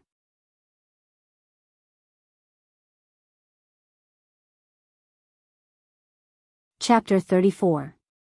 On the endless grassland, a green creature that looked like a bear or a deer was running. Taking a closer look, the creature carried 2 people on its back, a man and a woman. The man had black hair and black eyes. He was wearing Sumer-style clothes and looked very exotic. The woman had black hair and golden vertical pupils. She had 2 twisted horns on her head. She was wearing a white dress and had a pair of black wings behind her waist and abdomen. Although the woman was beautiful, she was obviously not human. What a strange magical beast, Lord Wuming. Yair-bed sat on Funbaba's back and praised. Is that so? Is there no such magical beast in Yggdrasil? Wuming lay on Funbaba's back and basked in the sun. Well, although there are similar magical beasts, I have never heard of weapons and equipment turning into magical beasts. That's right, Funbaba was the magical beast Funbaba that Wuming took away when he left Babylon. It had already fused with Yggdrasil. Because the grassland was relatively large, Demiurgos chose a mount for Wuming to travel on. After Wuming refused, he took Yggdrasil out of Dragonist and made it appear as Funbaba. Under the amazed gaze of the guardians, Wuming held the hand of Yair-bed, who had no regrets in his life, and sat on Funbaba's back. After that, before the guardians could react, Wuming used the ring to teleport to the first floor of the great underground tomb of Nasarik, directly avoiding the guards that the guardians had assigned to Wuming. In the midst of the chaos, Wuming successfully escaped from Nasarik with Yair-bed. Now that I think about it, I have to let them complain for a while when I go back. Wuming patted Funbaba's back and said directly. Funbaba, determine the direction of someone's life and move in that direction. Woo! Funbaba let out a low cry and ran faster. Because of Funbaba's special ability and Yggdrasil's ability, Funbaba could control things with the wood attribute, including detection and so on. Therefore, Wuming handed the task of finding people around Nasarick to Funbaba. By the way, just call me Villo in front of outsiders. Yes, Lord Wuming. Yeah, Beta should lie down too. Funbaba's back is very comfortable. Hearing this, Beta's eyes lit up, and his expression became terrifying. Yes. Lord Wuming. Hey. What are you doing? Lie over there, don't be afraid to lie on me. That won't do, Lord Wuming. In order to prevent an enemy attack, I have to stay close to protect him. I think you're just taking advantage of me. Go away. Lord Wuming, what the hell is going on? Funbaba, who was running, shook its head helplessly like a human and increased its speed again. Soon, Funbaba stopped in a forest that was not too dense. Wuming, who was on its back, panted tiredly. Yeah, Beta, stop first. There's a situation in front. Yeah, Beta's face was also flushed and he was panting heavily. Yes, Lord Wuming. Wuming got down from Funbaba's back and wanted to walk forward. What's going on with Beta's character? Is the player who designed her a pervert? After getting rid of the messy thoughts in his heart, Wuming looked forward.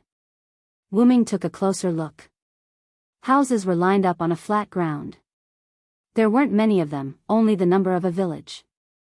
Although the houses were simple, they were full of vitality.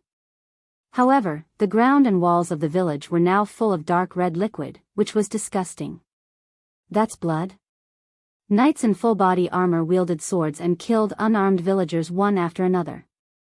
At this moment, a pair of sisters escaped from the village in the direction of this forest. However, behind the two of them were two soldiers. Coincidentally, the younger sister of the sisters fell because she was too young. Quick! Nim, get up quickly. We have to get out of here quickly. Because she often did farm work, the older sister's physical fitness was obviously much better than the younger sister. She pulled the younger sister up from the ground with a little strength. Okay, I know, sister. Nim said while holding back her tears. Okay, let's run.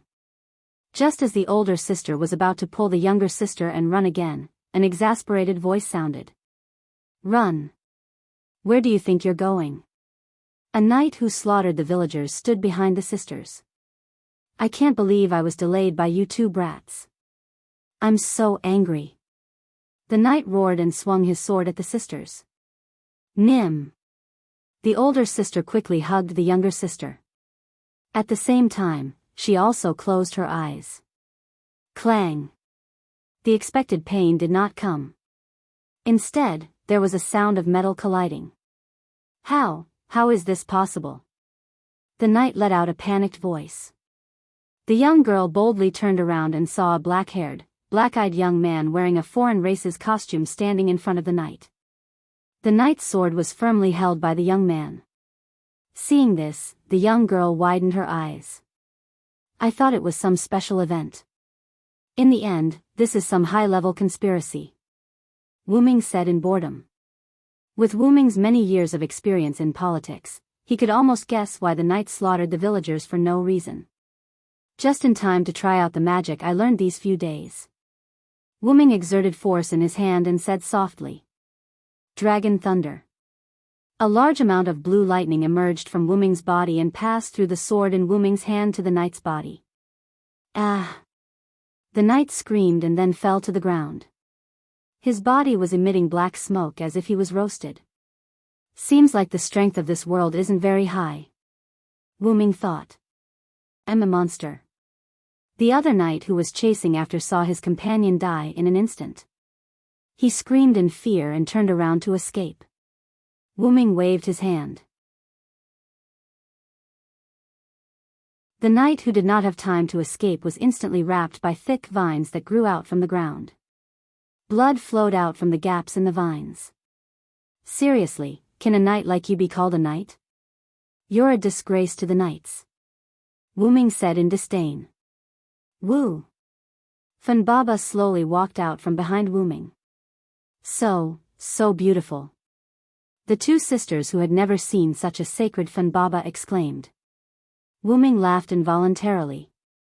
After all, Funbaba was known as a divine beast. Are you two okay? Wuming asked. We're fine. Thank you, sir. Thank you, sir. As the elder sister, the girl quickly thanked Wuming. The younger sister next to her also did the same. Right, sir, please save our villagers. After the girl thanked Wuming, she suddenly remembered the villagers who were still suffering and sorrowfully begged Wuming. Please. The girl's younger sister continued in her slightly clumsy but cute way. Wuming looked at the two sisters and said sternly. I know, you two come with me. Thank you, sir. Just as Wuming was about to leave with the two sisters, Yerbade, who had finished changing his equipment, suddenly spoke. Please wait, Sir Villo.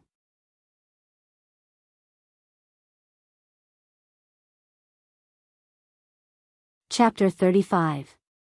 What's wrong, Yerbade? Wuming asked. Wuming looked at Yerbade, who was wearing a full body armor, and asked. Lord Vero. Lord Vero, you are an honorable supreme. These lowly humans are not worthy of your protection. Please allow me to execute them. Then, Yerbade raised the black axe in his hand. Wait a minute, Yerbade. Wuming sighed helplessly. Whether they are worthy of my protection or not, let's talk about it after the crusade against the enemy. After a moment of silence, Yerbade put down his axe. Yes, Lord Wuming. The sisters looked at the master and servant in front of them, as if they hadn't reacted yet, and didn't say anything. Funbaba. Woo. With Wuming's order, Funbaba behind him began to move toward the village. The scene changed, and the armored knights were still wantonly slaughtering the villagers. Screams, cries of fear, begging for mercy, and wild laughter were incessant. Ah! Suddenly, one of the knights seemed to have encountered something and let out a scream. What happened? A knight who seemed to be a captain and didn't have a mask on his helmet shouted. What? What is this? Don't come over. Ah. Many huge vines as thick as a person grew under the feet of the knights, and wrapped around the soldiers one after another. The knights screamed and began to pray to the gods. God! Please save me. My God, Lord God. Then, the knights who were wrapped by the vines stopped making any noise. Only the huge tree stumps formed by the vines were left. What the hell is this? The captain was still rational and began to issue orders. Prepare to retreat. Send the signal for the horses and archers to come over. However, it was already too late. The huge vines sped up their growth, and soon, all the knights' feet were entangled. Quick! Come and save me. Another guy, who was also not wearing a mask like the captain, shouted from the side.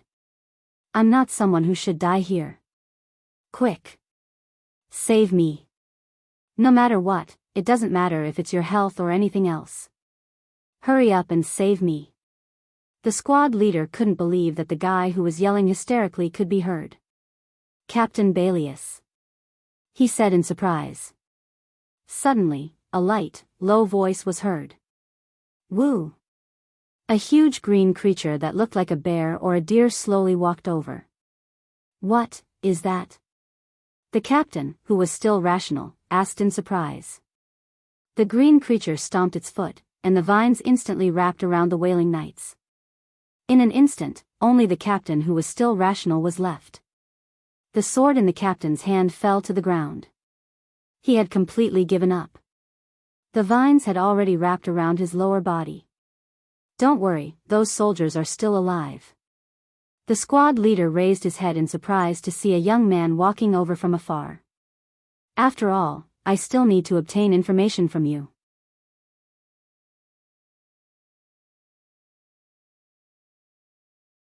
I have gathered enough information. In short, the underground tomb of Nasarek is safe in this world for the time being. Yes. What should we do with the inferior creatures that were captured by your magic beasts? Wu Ming pondered for a moment and asked. Summon the subordinates of Nasarek who have special invisibility skills and transport all the knights to Nasarek. Fan Baba just told me that there are still some knights nearby that have been captured by Fan Baba. Also, transport those knights to Nasarek and get more information from them. Yes, Lord Wu Ming. I will contact Demiurgos right away. Yair Bade placed his hand on his temple near his ear and began to contact Demiurgos. Oh right, remember not to kill them first. Also, do some anti-reconnaissance work. After all, we don't know if these people have tracking magic or something like that on them. Yes, Lord Wu Ming. After saying that, Wu Ming walked away and began to walk around the village. As he walked, Wu Ming heard a lot of crying. Wu Ming looked and saw that it was the families of the dead villagers. Among them were the sisters that Wu Ming saved. They were crying on the corpses of their loved ones. Sigh. I am used to seeing people die. In the end, I still can't help but feel melancholy over tears. Whether it was in Connaught or Camelot, Wu Ming was used to seeing all kinds of deaths. In the end, Wu Ming still felt melancholy over these things. It wasn't that he was sad. It was just that he couldn't stand it. I remember that your name is Only, right? Wu Ming half squatted in front of the sister that Wu Ming saved. Yes. Yes, Lord. The girl named Only choked and said. Don't cry. In any case, I am a powerful magic caster. I have a way to revive your loved ones. As soon as he said that, the villagers who had lost their loved ones all knelt on the ground and begged Wu Ming. Lord Villo, please save my son. Lord Villo, please save my sister. All right, all of you, get up. Move the villagers' corpses to an empty space. Hearing that, the villagers started to move. Yair Bade, who had finished talking with Demirogoth, walked over and asked Wu Ming in confusion. Lord Villo, are you going to use a rare resurrection tool to revive these lowly worms? Hearing that, Wu Ming couldn't help but laugh. All right, Yair Bade. Although I am not a human, I like humans very much. Moreover, I am going to use the resurrection magic that I have learned. I will not use a resurrection tool. Besides, I don't have one, but, Lord Villo, all right, Yair Bade. Wu Ming interrupted Yair Bade's speech. If I die, you will definitely try your best to revive me, just like how these villagers begged me. Put yourself in my shoes and forgive my stubbornness. After that, Yair Bade didn't say anything else.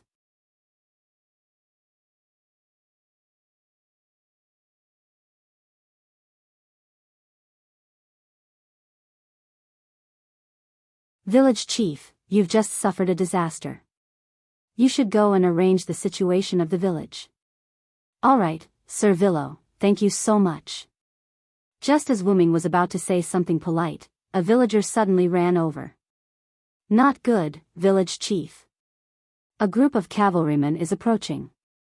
What? This. Sir Villo. Seeing the village chief's expression, how could Wu Ming not know what was going on? I understand, Village Chief. Let the villagers hide first. I'll go with you to see what's going on. All right. After a while, Wu Ming and the village chief stood at the entrance of the village. A group of cavalrymen with different equipment rode over. The leader was a man in his 30s. The man rode his horse to the front of Wu Ming and the village chief and said, I'm Gejef Stolanov, the head warrior of the Riesti Kingdom. I heard that there were cavalrymen from the Empire causing trouble nearby. I've been ordered by the king to suppress them. I'm currently patrolling the villages. The head warrior of the kingdom. The village chief said in shock. Wu Ming looked at the village chief in confusion. The village chief hurriedly said. That. I've only heard that the head warrior of the kingdom is the strongest man in the kingdom. That's just the king's love and respect. It's just a title, not worth mentioning. Gejef looked at Wu Ming again. May I know who you are?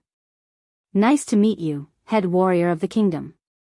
My name is Vilo Silenst. I'm a magic chanter who was passing by and saw the village chief being slaughtered. I'm here to help. As if he heard something unbelievable, Gejef quickly got off his horse and walked to Wuming. He held Wuming's hands. Thank you so much for saving this village. Looking at Gejef's sincere eyes, Wuming was stunned for a moment. Seems like he's a good official who cares about the people. I'll save him. You're welcome, head warrior. Suddenly, someone from Gejef's troop ran over. Head warrior, there are many figures nearby. They're closing in on the village. Seeing this, everyone frowned. Seems like someone can't sit still. Soon, Gejef's troop and Wuming retreated to the outermost house of the village chief. Wuming looked at Gejef, who was observing the situation outside, and asked directly. Who are those people outside? Gejef retracted his gaze and looked at Wuming. To be able to mobilize so many magic chanters, it could only be the Si Lien cult. And it's a special troop directly under the head priest, one of the Si Lien cult's 6-color holy books. After hearing this, it seemed to confirm Wuming's thoughts. Seems like they're coming for you, head warrior. Gejef was stunned for a moment.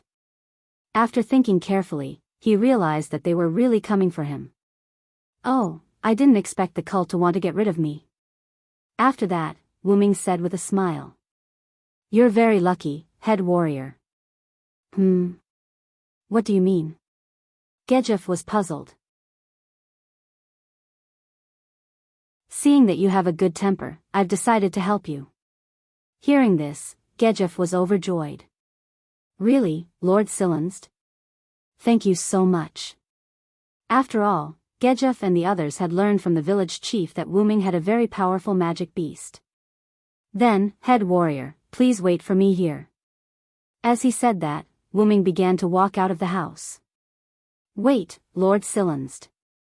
No matter what, they have the advantage in numbers, please don't be rash. Gejef still felt that it was better to be cautious and advised Wuming. Don't worry, head warrior. Also, just call me Vilo.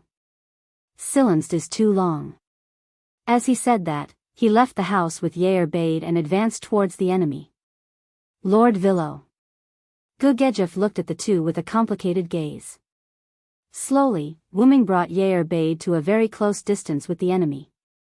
The enemy did not seem to be afraid of Wuming and did not stop them. Suddenly, the atmosphere was tense.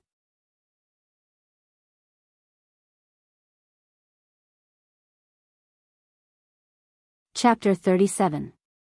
Negan Gullible Lewin, as the head sergeant of the Light Scripture, one of the 6-color scriptures of the Si Lien theocracy, Negan never thought that he would fail or die in a place like this.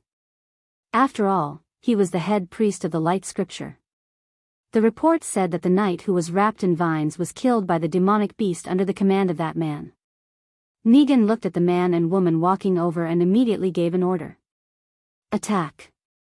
The other priests immediately took action. The mechanical creatures that looked like angels raised their lightsabers and flew towards Wuming and Yair Bade. However, when these angels approached the two, they were destroyed by an invisible attack. They turned into starlight and disappeared in the air. What? Not only was Negan shocked, but the other priests were also shocked. The angel army was destroyed in an instant, and it was done using an unknown method. A sense of crisis rushed into Negan's mind, and he immediately summoned the High Angel, the Surveillance Angel, to go forward and meet the attack. Surveillance Angel. After hearing the order, the angel floating behind Negan, who was much bigger than the other angels, summoned a staff. Under Wuming's slightly crumbling expression, the Surveillance Angel used the short staff to smash down on Wuming. That's right, it smashed down with the short staff. Pung! Wuming grabbed the short staff and said with a forced smile. Summoning a staff to smash people. I don't know what to say anymore. While everyone in Negan was shocked that Wuming caught the Surveillance Angel's attack with one hand, Wuming pointed at the angel in front of him. Heavenly fire. In the blink of an eye, the Surveillance Angel was completely enveloped by a large amount of holy light golden flames until everything was reduced to nothingness. What? The High Angel was hit in one hit. Negan couldn't believe his eyes. Wu Ming had been through so much, but he didn't have many means of fighting. When he was in Ireland and Britain, Wu Ming only relied on his own martial arts and the noble phantoms in his hands, namely the powerful X-Silver, Meteor Silver, and Yggdrasil, that could control plants and vitality, and some loon magic. In Babylon, Wu Ming, who transformed into a dragon, relied on the power of faith of the Babylonians. After all, after Wu Ming left, faith could no longer be used. That was the limitation of faith. The root dragon that was not in Babylon was no longer the Babylon Hyunryong, but the legendary root dragon. That was the limitation of faith. After that, Wu Ming came to this world. Thinking about it carefully, Wu Ming's abilities were as follows: martial arts and wisdom, loon magic, that he learned from Skaha, X-Silver, Meteor Silver, S light cannon, Yggdrasil, S ability to control plants and vitality, Fan Baba that fused with Yggdrasil, Enkidu's heaven lock that wrapped around his arm, and the magic that he just learned from Nazarik's library. Ignoring his martial arts and noble phantoms, in a situation where he was empty-handed, other than the loon magic and the magic that he just learned from Yggdrasil, World Tree, game, he had no other means of attack. Fan Baba was included in the noble phantoms. Enkidu was still in a deep sleep because he was not used to the space-time tunnel. Although he was in a deep sleep, Wu Ming could still use Heaven Lock. The loon magic required the engraving of the loon runes before it could be activated. The invisible attack from before was the magic that Wu Ming engraved on the way here. Therefore, the only magic that could be used now was the magic in Yggdrasil, World Tree, game. After all, the 1st to 10th tier spells were all instantaneous. With Wu Ming's magical power as the root dragon, even if he was a young root dragon, his magical power was incomparably huge. At the very least, it would take him more than a year to continuously cast a 10th tier spell before he ran out of magical power, and that was excluding the fact that Wu Ming could recover his magical power.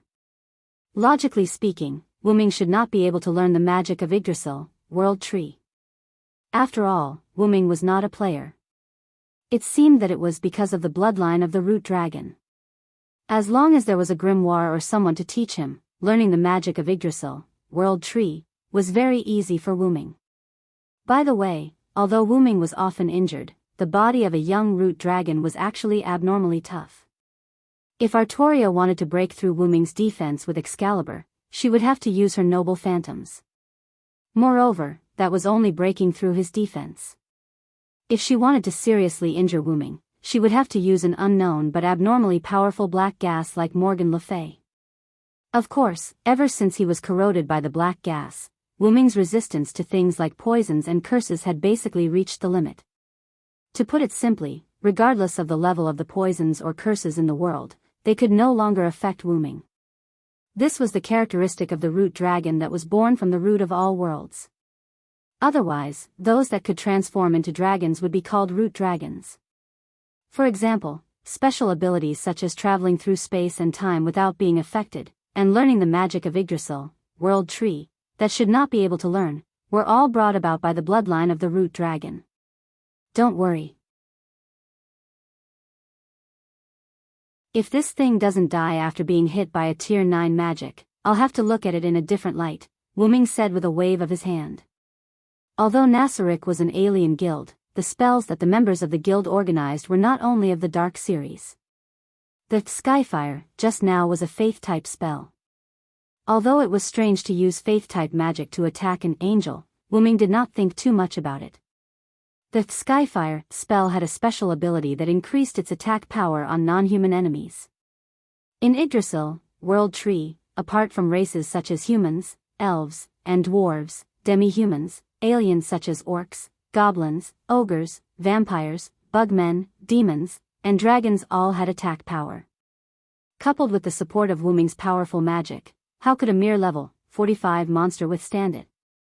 That's right, Yair Bade was the one who told Wu Ming the monster's level. According to Yair Bade, there were such monsters in Yggdrasil, World Tree. Is it a coincidence, or? Wu Ming pondered. What? Tier 9 magic? How is that possible? Negan shouted as he broke down. Mama, calm down. You're the leader of these priests after all, Wu-Ming said with a smile. Impossible. How could anyone know a Tier 9 magic? Negan seemed to have broken down as he took out a crystal from his pocket. Item? I remember that crystal item seems to be used to seal spells from the 1st to the 10th level. After thinking for a while, Wu-Ming swung his arm and a silver chain flew out from Wu-Ming's palm. Before Negan could react, the chain snatched the crystal item from Negan's hand. After putting away Enkidu, Wu-Ming looked at the item in his hand and then tossed it to Yair-Bade, who was beside him. Go back and see what's inside. Yes, Lord. Lord Villo. Then, Wu-Ming looked at Negan's group. As for you. Just as Wu-Ming was about to say something, the sky shattered like a piece of glass in front of Wu-Ming's group. Just in case, I even learned a high-level counterintelligence spell called Mirror Reflection. The Motherland is spying on me. Negan was in disbelief. Wait. Negan suddenly shouted as if he had broken down. Sir. No. My lord, no, I'm fine by myself, please let me go, I'll give you any amount of money, I beg you. Don't embarrass yourself here, lowly creature. Yair-Bade suddenly shouted. The only thing you can do now is to quietly kneel on the ground and gratefully accept Lord Villo's gift of death. Low class, creature. Purgatory said in an uncertain tone. Ma. Since Yair-Bade said so. Wu-Ming closed his eyes and opened them again. A golden vertical pupil appeared in Wu-Ming's eyes. Accept your fate, lowly creature.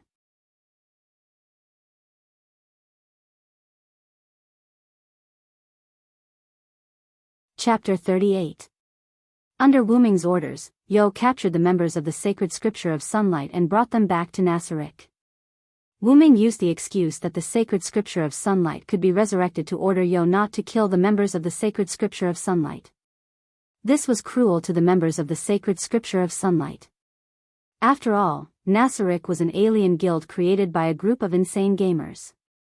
After Nasarek transformed into a physical body, Nazarek's interrogation methods were devastating. Moreover, Wu-Ming had ordered them not to kill the members of the Sacred Scripture of Sunlight. It was obvious that the members of the Sacred Scripture of Sunlight had been offended. However, this had nothing to do with Wu-Ming.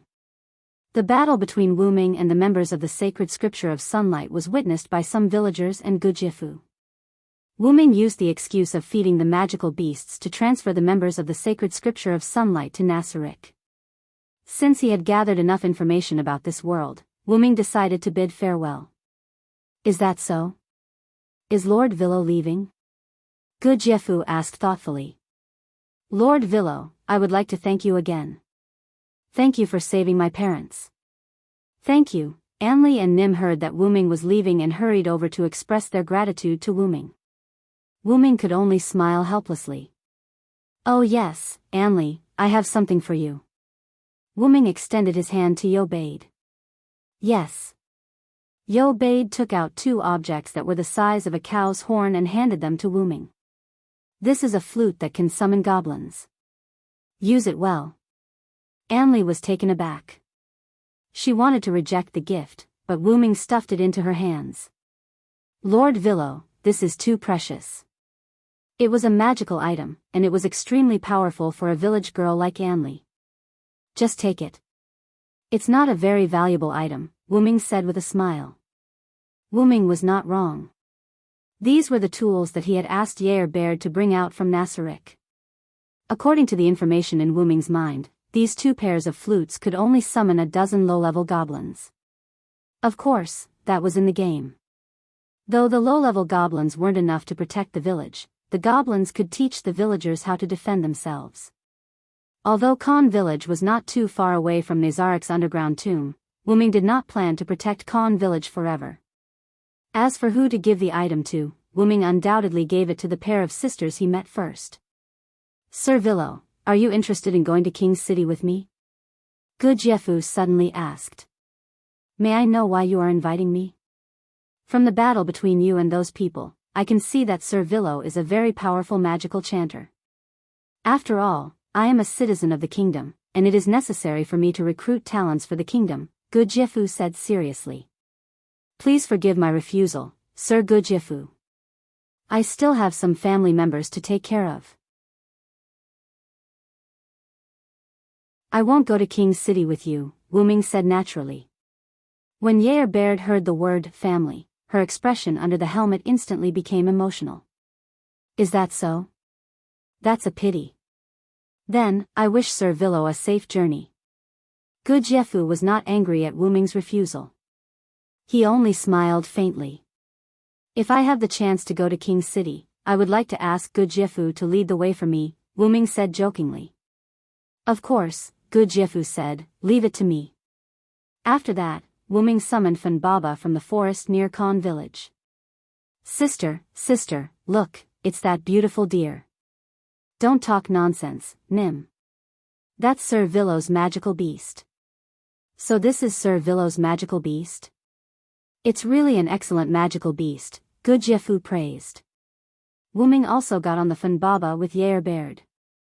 He waved at Gujiefu, Only, and the others and walked into the distance. After a while, Wu Ming noticed that Yair Baird, who was sitting behind him, seemed to have some questions. What's the matter, Yair Baird? Yair Baird hesitated for a while and asked. Sir Wu Ming, do you like humans very much? Hearing this question, Wu Ming smiled faintly. What about you? What do you think of humans? Yair Baird answered without hesitation. Weak, inferior creatures. What a beautiful scene it would be to stomp them to death like insects. After hearing Yair Baird's words, Wu Ming had an expression that said, I knew you would say that. Yair Baird, I quite like humans. After all, I was adopted by a kind old man when I was born. Sir Wu Ming was adopted by humans? Yair Baird was very surprised. Ah, yes. You guys didn't exist back then. Back then, I thought I was a human. Wu Ming recalled the past and said slowly. Is that why Sir Wu Ming likes humans? Not only that, Yair Baird. Wu Ming sat back and sat at the same level as Yair Baird. Humans are very mysterious creatures. Their bodies are weak, their strength is weak, and they often fight among themselves. They are vulgar and sad. But humans love life, love peace, are positive, united, and tolerant. Humans are such a strange species. They never bow down in the face of difficulties, never give up, and never retreat. They have the courage to face everything. They know how to learn and know how to create. Even if their innate abilities are insufficient, they will work hard to grow. Wu Ming looked at Yair Baird. Yair Baird, I don't expect you to treat humans well. At the very least, don't be so hostile to them. After saying that, Yair Baird did not say anything else. Wu Ming smiled helplessly. Consider it my willful request. What do you think, Yair Baird? I understand, Sir Wu Ming. I'll treat humans seriously, whether it's to kill or to save them, Yair Baird said as if he had figured something out. Thank you, Yair Baird. Please don't say that, Sir Wu Ming. Yair Baird smiled happily. After coming to this world, you're the only one who's accompanied us. We have to thank you.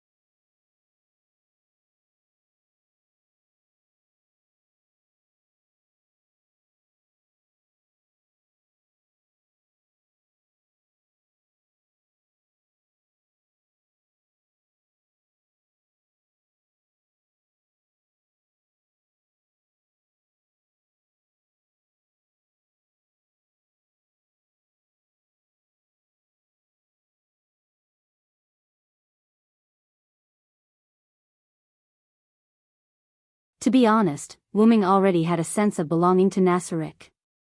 After all, Wu-Ming had been on the move ever since he left the ordinary world where he had nothing to worry about.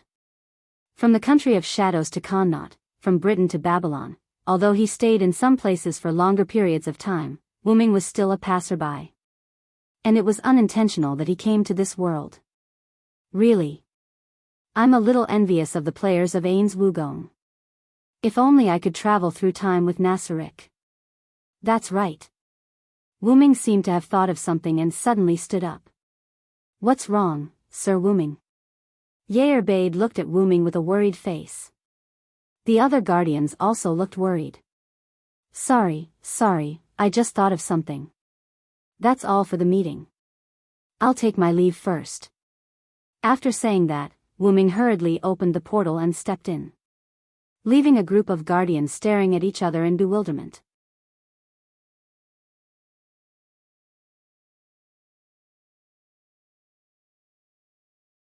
Chapter 41.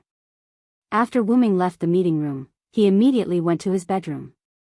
Wu-Ming stretched out his hand, and a twisted golden scepter appeared in his hand.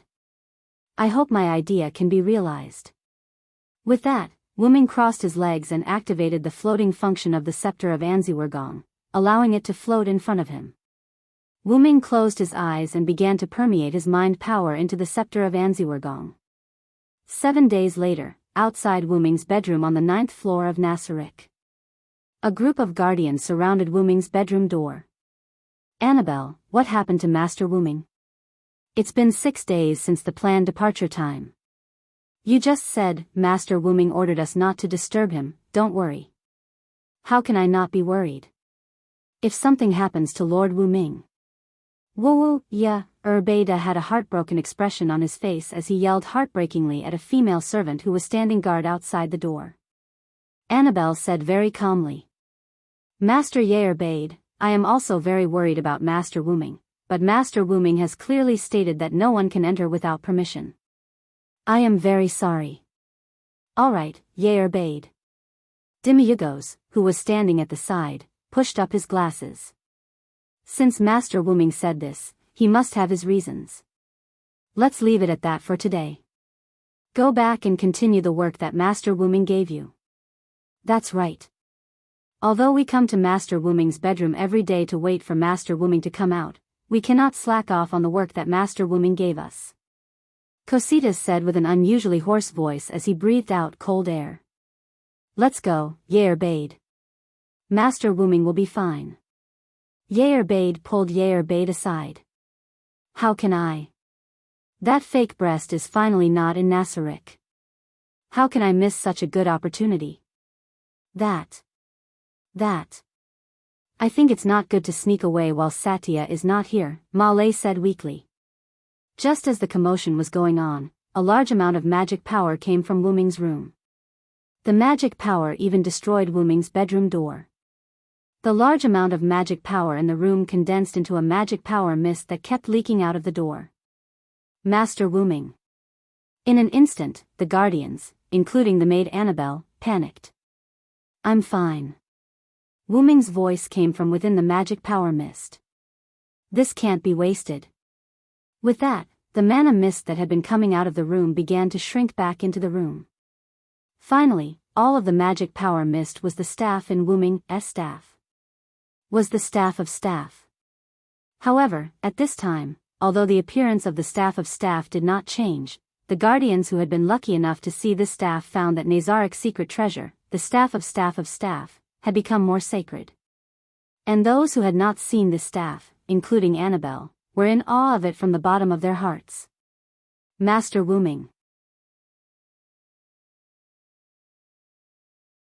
Everyone present saluted to Wu-Ming, knelt on one knee, and bowed their heads to greet him. Seeing this scene, Wu-Ming smiled bitterly. I clearly told them not to salute like this and just bow, but they refused on the grounds of not being disrespectful to Master Wu-Ming in public. Really, a group of troublemakers. Get up, everyone. Yes. After everyone got up, Wu-Ming continued. If you want to know what happened, I'll explain it in the conference hall later. Yair Abed, get someone to clean up the room. Annabelle Gamma, go get ready and follow me to the royal city later. Yes. Master Wuming. WH. Yes. Master Wuming. A moment later, the guardians gathered in the room where the previous meeting was held. The guardians sat on the chairs and quietly looked at Wuming, who was holding the staff of staff. Guardians, now, I want to announce something that is worthy of me, worthy of you, and worthy of the entire Nasaric to be excited. Wuming said with a charming smile. After the guardians heard this, they all sat up straight. Before the announcement, I want to ask a question. Wuming glanced at the guardians and said. Do you have any thoughts about the world we were in before, Yggdrasil? As soon as these words came out, the guardians' bodies tensed up. The guardians stood up together, knelt on one knee, and bowed their heads. Where Master Wuming is where we are, and we will always follow Master Wuming. Now, we have the ability to travel to other worlds, and this ability is the treasure of Nasaric that I have, the staff of staff of staff of staff of staff. All the guardians' eyes lit up. However, this was Wuming's lie. Unfortunately, we can't choose the worlds we can travel to. Then, Master Wuming, you mean that the first world we travel to might be Yggdrasil, and the last world we travel to might be Yggdrasil? Demiurgos pushed his glasses and said. Correct, but there is also the possibility that we will never return to Yggdrasil. After all, there are too many worlds. My biggest interest is traveling, so I may leave Nasaric in the future. Master Wuming. Hearing what Wuming said, everyone was anxious, especially Bade, who looked like he was about to cry. He's already crying, Wuming complained in his heart. Don't worry, I will take you and our Nasaric with me. Now, the plan has changed. Except for the members of Nasaric who are outside, all members are not allowed to go out without my permission. Use message to inform Sebastian and Zaisha to collect the necessary information as soon as possible and return to Nasaric as soon as possible. Leave this matter to the Guardian's chief supervisor, Bade. Yes, Master Wuming. Wuming looked at Demiurgos. Demiurgos. Yes, Master. Raise the alert level of Nasaric again to beyond the highest alert level.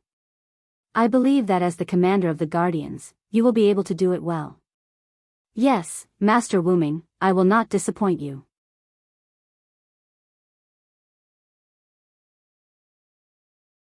I will definitely break through the highest alert level of Nasaric. As for the matter of the staff of Anzirgong traveling between worlds, you can spread it on your own. The first and third levels will be given to Cositas, the fifth level will be given to Yuri and Mare, and the eighth level will be given to Demiurgos. After completing the corresponding task, stand by. Dismissed. Yes, Master Wuming.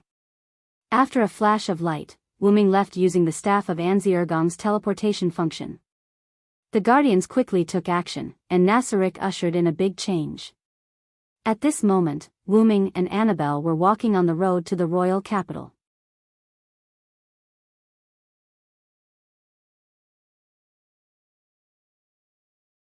Chapter 42.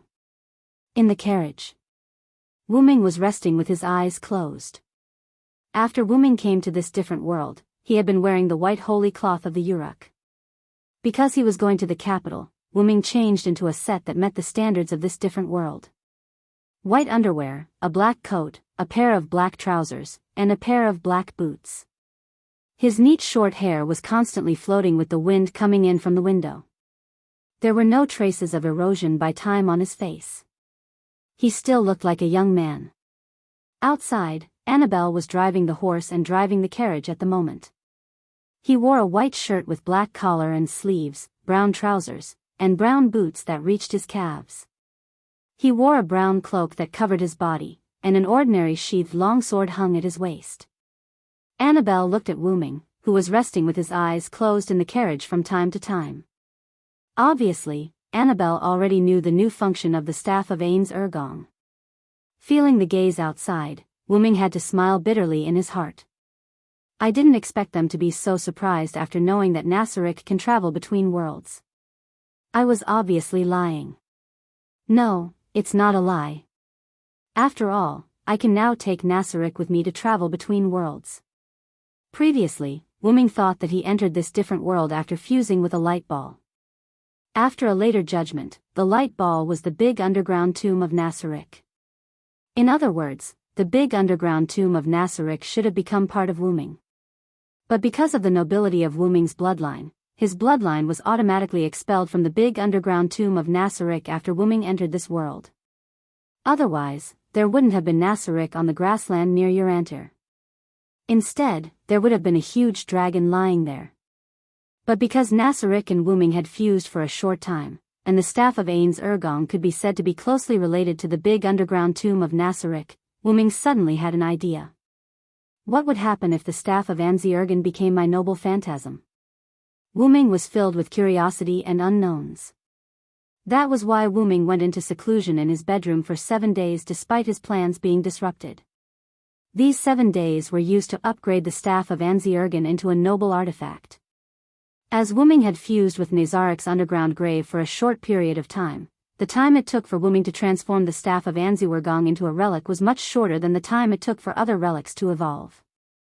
After the staff of Anzi-Ergong was transformed into a relic, it had 2 abilities. Firstly, it was because the staff of Anzurgen had a large number of magic skills.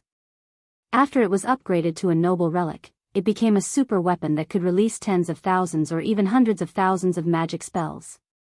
Secondly, Anzi-Ergong Guild's stronghold was located in the underground graveyard of Nasarick. The staff of Anzi-Ergong was the guild weapon of Anzi-Ergong Guild. If the guild weapon was destroyed, the guild would be forcefully disbanded. The guild weapon had the highest authority in the guild. After the staff of Anzi-Ergen was upgraded into a noble relic, its ability became to store the underground graveyard of Nasarick into the staff of Anzi-Ergen. It could also form an enchantment that eroded the world, and summon the underground graveyard of Nasarick to its master in the form of magic. In short, it was the reality marble of the world in the shape of the moon. The magic that could instantiate the scenery in one's mind was called reality marble. Once the reality marble was activated, it would change the surrounding space into a completely different scenery, shaping the caster's mind, and eroding the real world. That was why Wuming said that the staff of Anzi-Ergen could allow the underground graveyard of Nasarick to travel between worlds. However, what I care about is the second ability of the noble relic, the staff of Anzi-Ergen. The biggest advantage of the reality marble was that everything in the enchantment was immortal. The people or things in the Nazarik's underground graveyard were killed or destroyed, and they would only turn into magic residue, drifting away with the wind, and it had no effect on the people or things themselves.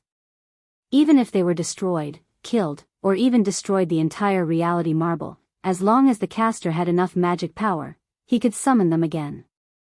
In that case, Wuming could use the second ability of the staff of Anzi-Ergen without worrying about the guardian's safety. That's great. Wuming couldn't help but say what was on his mind. What's wrong, Wuming, Sama? Annabelle, who was outside the carriage, couldn't help but ask. No, nothing. Wuming smiled helplessly. Then he remembered something and said. Didn't I tell you to call me Vilo, Sama? Vilo there answered. The carriage stopped. Yes, Wuming, Sama. Annabelle instantly ran to the carriage, knelt on one knee, and said with her head down. It's Vilo. Mr. Vilo. Wuming raised his voice and shouted. Yes, Mr. Vilo, Sama. Wuming was silent for a while. Forget it, just call me that, let's move on. Yes. Mr. Vilo, Sama. Wuming felt like the glass in his heart was broken. Wuming, Sama, we're here.